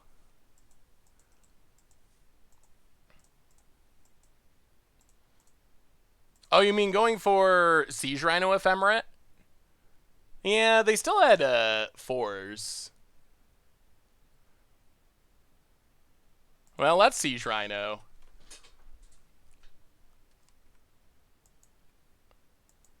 Oh, opponent scooped! Oh, wow. I don't think our opponent was dead, but I think they thought they were dead. Because this hits for 6, right? So our opponent goes to 5? I guess they have to, yeah. They can block Eternal Witness and go to 1, yeah. All right, well, we'll take it. We'll take the scoop. That looked bad for a long time, and then all of a sudden it became very good. And, yeah, that's the power of Panharmonicon. Even when things are bad, you never know. As long as you have a Panharmonicon out, the tide can turn very quickly. Yarok might feed the kids. It might. We are 1 win away from getting a treasure chest with Yarok. So close. All right, so against this deck, Deputy of Attention seems sketchy. Maybe go down 1 Eternal Witness. We'll go up the Avalanche Riders. Go up Sin Collector. Go up Celestial Purge. Path to Exile. They seem to mostly have Planeswalkers. Maybe go down a Path to Exile. Go down a Coatl and... 1 Ephemerate. Try it like that. Try it like that. All right, Yarok, this is your chance to post your name in the record books of Modern. Yeah, all right. I mean, a mana-heavy hand, but Sin Collector is good. And we're going to have lots of mana. Opponent, Island, and... Ancestral. So much card draw. No, not more lands. No. Stop it, deck. Stop it. No more of that. Land go. Just on the sideboard, I don't know how the deck can get any better, but I was wrong. It definitely has a ambitious sideboard as well. Watergrave, untapped. Opponent.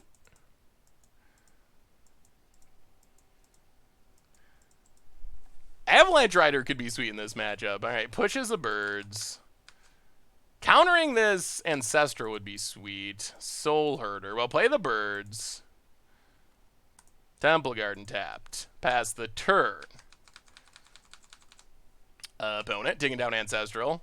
Heading towards the refueling. The great refueling of the hand. Opponent. Another Ancestral. Oh, that's a lot of Ancestrals. And a lot of Fatal pushes. Sure. Well, Prismatic Vista. Crack it. Swamp. Sin Collector. Take Thoughtseize. Pass the turn. Opponent. Yup. These Ancestrals are so many cards, though. What does our opponent find? Nothing, but we also find nothing. Go to combat. Get in with Sin Collector. Hit our opponent. Down to 16. Play an island. Play a Soulherder. End step. Blink. Return. Hand. Grow. Cryptic. Alright, opponent. Enjoy your new hand of cards. The hand is kind of getting stripped, but now our opponent gets to refuel, so it undoes all of our stripping. Opponent draws. And there's a Blood Crypt. Yup, down to 14. And Liliana. Well, we'll sack Sin Collector. Come on, enter the battlefield, creature. You can do it. We're doing it again. Why does this keep happening? Oh, our flood percentage is like through the roof in this league. It is literally through the roof. The deck is really fun when we aren't flooding out. Unfortunately, that's happened a lot. Opponent. Birds of Paradise and Astrolabe. Let us make mana of any colors. We have drawn, we're kind of in that same spot where we're going to be, well, let's see, 1, 2, 3, 4, 5, 6, 7, 8, 9, 10, 11. With like 50 cards out of our deck, 11 of them are lands. Like, we've just had that happen so many times somehow. Opponent. Doesn't Yarok and the Kaladesh Cat go infinite? I think you need... It does go infinite, but... Well, you get 2 blinks. I don't think the Kaladesh Cat can blink itself, so I think you need another blink thing, I'm pretty sure. Alright, land go. Opponent. Ancestral. I mean, we're going to try to force a negation. We'll see if it works. Attempt to force of negation. Well, it works. We're alive. We'll see what our opponent has. 4 cards in hand still to our basically none. Yeah, so you need 2. So you need like cat plus cat or cat plus resto along with Panharmonicon. Jace. So close. So close. So many lands. Well, we still have one more game to go. And we're due. We're due for a hand where we draw a normal number of lands instead of half of them in our top 10 cards. Need more deck thinning. I mean, we've cracked a lot of fetches. I don't know what else we can do other than just pray to the magic gods that they'll be kinder. Astrolabe. Ephemerate. That's a dead card. Pass the turn. It's so awkward. Yeah, we got kind of draws. Opponent's up to 7 cards again. This Jace is going to town. I like the Jace in the original build of this deck, too. It was just a one-of, but maybe this build is just lacking card advantage. Maybe that's... We have 4 Coatls. We have the... Yeah, I don't know. Opponent, yep, doing Jace things. Brainstorming, fetch landing, shuffling. And opponent. Island.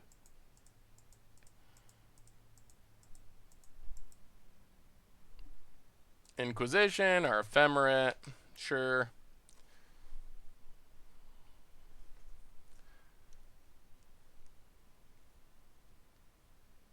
Yeah, I think we're getting close to the game 3 point.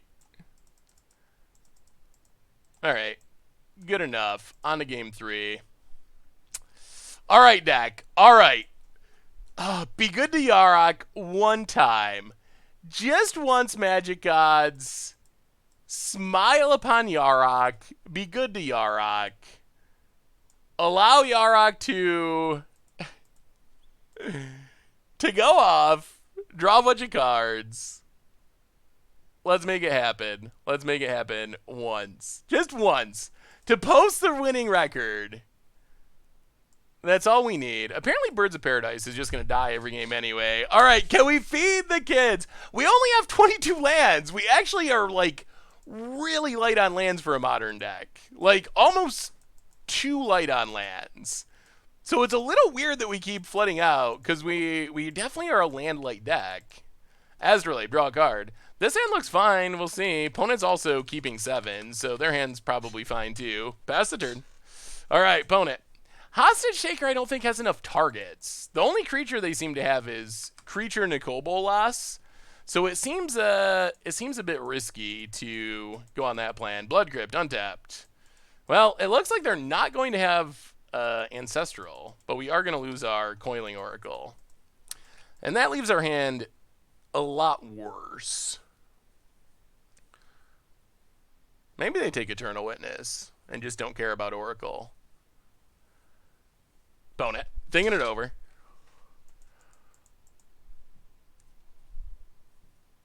Oh yeah, I guess we saw one Arcanist. Still, I don't think they have enough targets to make Hostage Shaker into a playable card against them.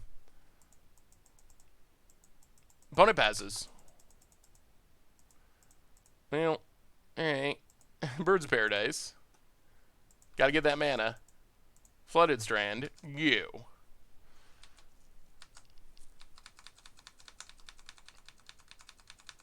Opponent.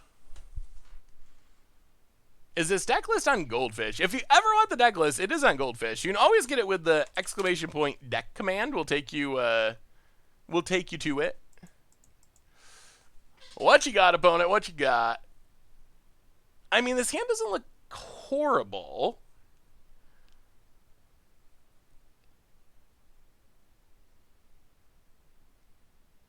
Opponent. You're pretty quick, Zach. I'm impressed.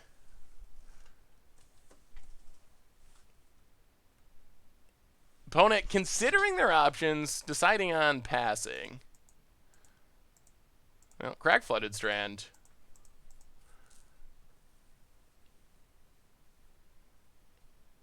Grab a Breeding Pool. Tapped. Untap. Sunken Hollow.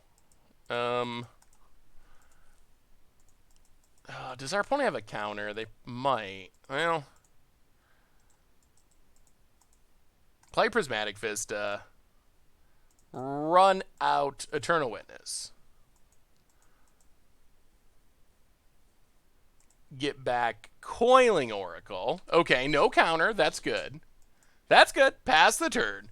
Gives us some value for next turn. Does our opponent know about this Ephemerate? Opponent's at 15. We have hope. We have hope. We have hope in the treasure chest from Yarok. Even if you don't win, Tawnos basically fed the kids. Tawnos is very good at that. Oh, okay. Prismatic Vista. Crack it. Snow-covered plains. Ephemerate. Blink Eternal Witness.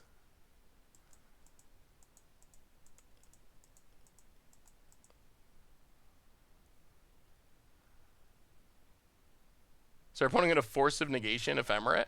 Wow! Okay. Well, you killed it. You killed it. 2 for 1 yourself, but you killed it, opponent. You did.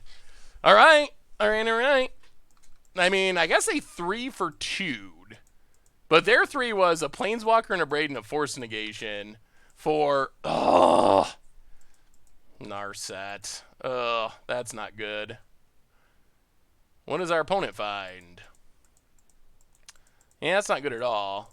Doesn't shut down Coiling Oracle, thankfully, but... Is Yarok your new Panharmonicon? Wow, did our opponent whiff? I think they whiffed. Well, we hit more lands, as we are known to do.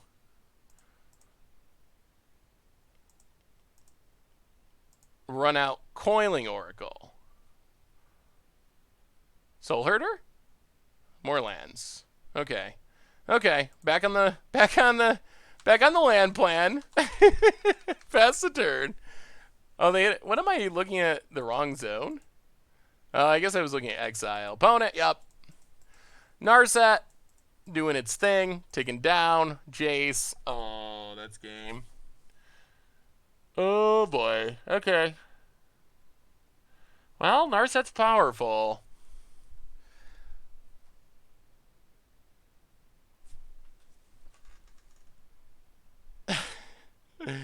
This deck has been so good at drawing lands. Watery Grave, untap, that means Jace is coming, and yeah.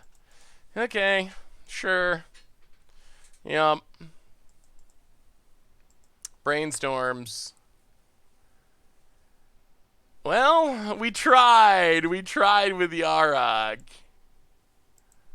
Opponent passes. Do we draw land? Of course. Well, we will go to combat. We will kill Narset, but... Huh! I don't know. We might have to try this one again, because I really love Yarok, and I feel like we've just kind of got bit by the variance bug. Maybe it's something to do with the build, but in a 22 land deck, to consistently draw like 75% lands is just very unexpected. Yeah, opponent probably should just be face sealing us. Although, maybe our opponent realized that we're just going to draw land every turn anyway, so there's less value in fate sealing when we're 100% to draw lands. So maybe we'll have to try it again. I don't think we can do another league tonight, but we will probably have to try Yarok again in the future. Opponent plays a swap. I mean, I think it's just bad luck, honestly. I mean, with 22 lands and a ton of redraws, it seems pretty unlikely to have that happen. Opponent plays an Arcanist. I mean, the deck, maybe it could use some changes as well. I don't remember us having these issues with the original build. I don't really remember having so many problems. Coiling Oracle. Hits. Astrolabe. Well, play Astrolabe. Into Force Negation. Little late on the Force Negation. Yeah.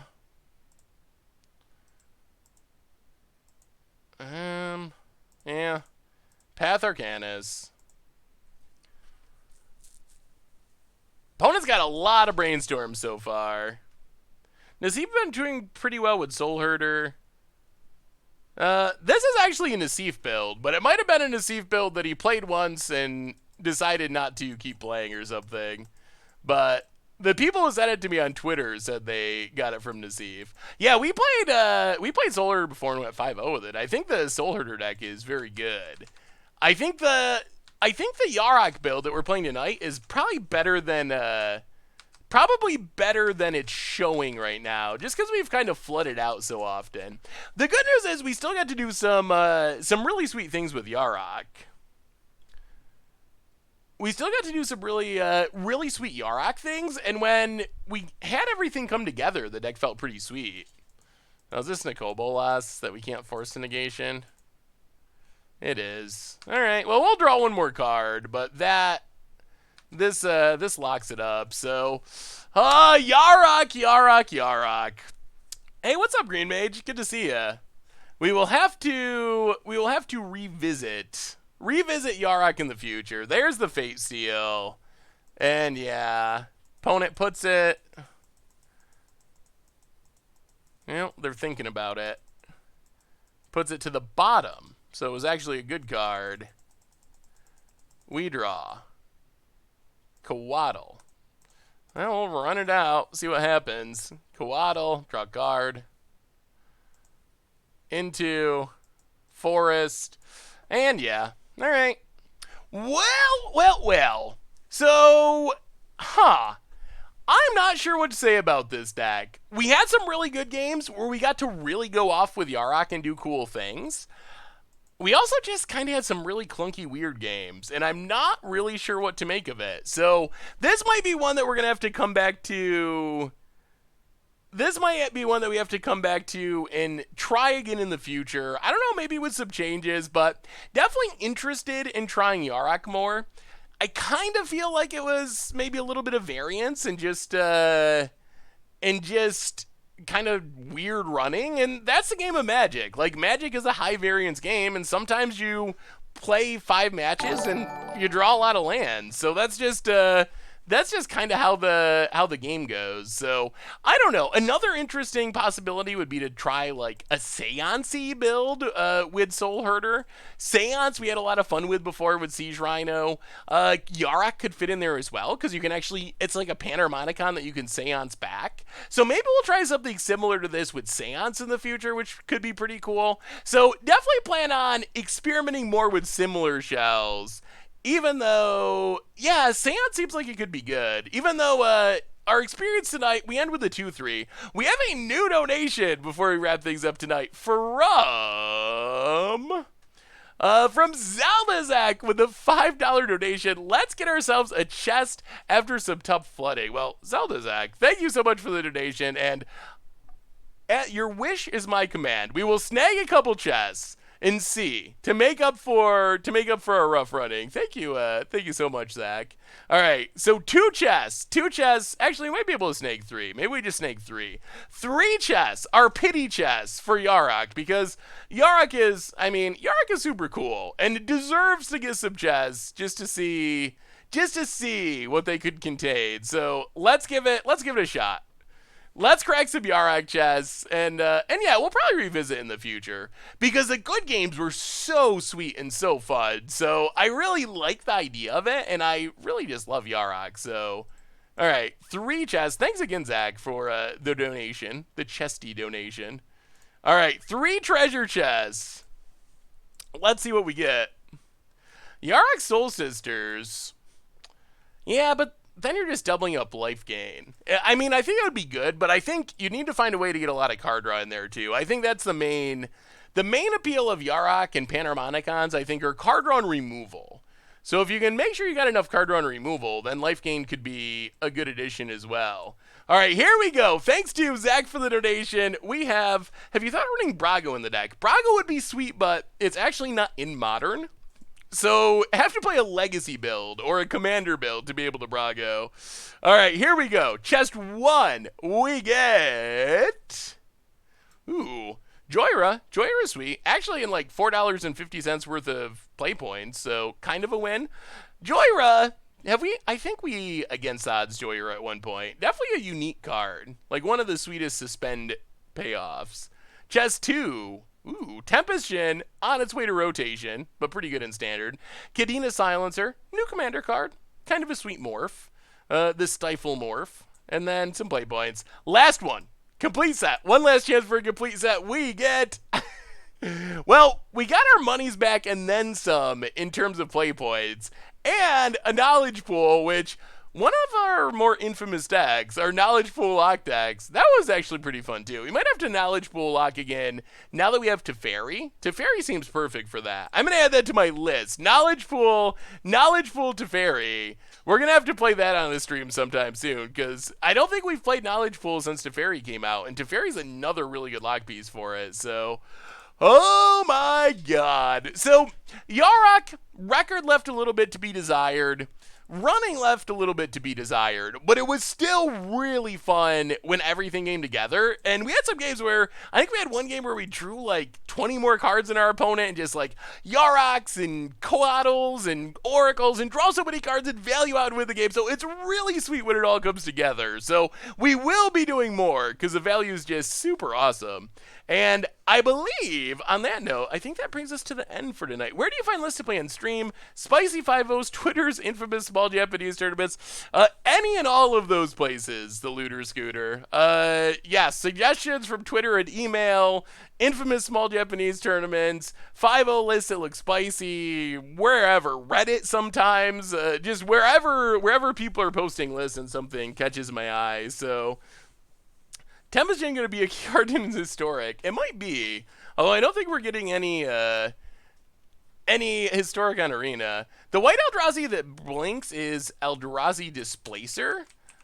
Just keep in mind, the reason that it's not in this deck is you need to have colorless mana to use it, and it's really hard to make a functional 5-color mana base that also has like 2 or 3 colorless sources for Displacer.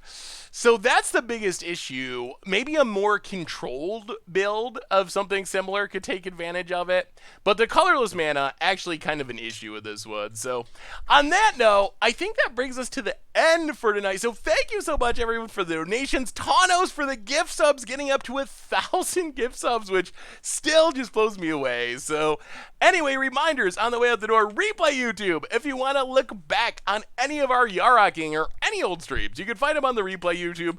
Normal YouTube, check out Against the Odds Phonics Brawl video going up tonight.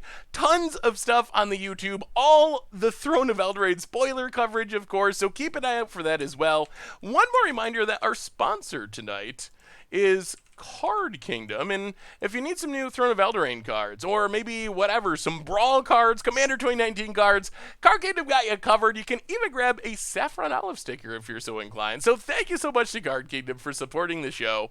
Most importantly, thanks to all of you. You all are amazing. It is always fun to hang out. I really appreciate it. It is so much fun. So I will be looking forward to the next one. We'll be back Tuesday. More streaming, more fun, probably playing more modern. Probably, I don't know what we'll play exactly, but probably playing more modern or something sweet as we wait for Throne of Eldraine to shake up standards. So thank you so much, everyone, for being awesome. I love y'all. I really, really, really appreciate it. Again, you are amazing. Have a wonderful weekend. Keep it out for the Throne of Eldraine spoilers. I think some are going to trickle out, but mostly starting Monday. So have a great weekend no matter what you're doing. I love y'all, and I will see you next week.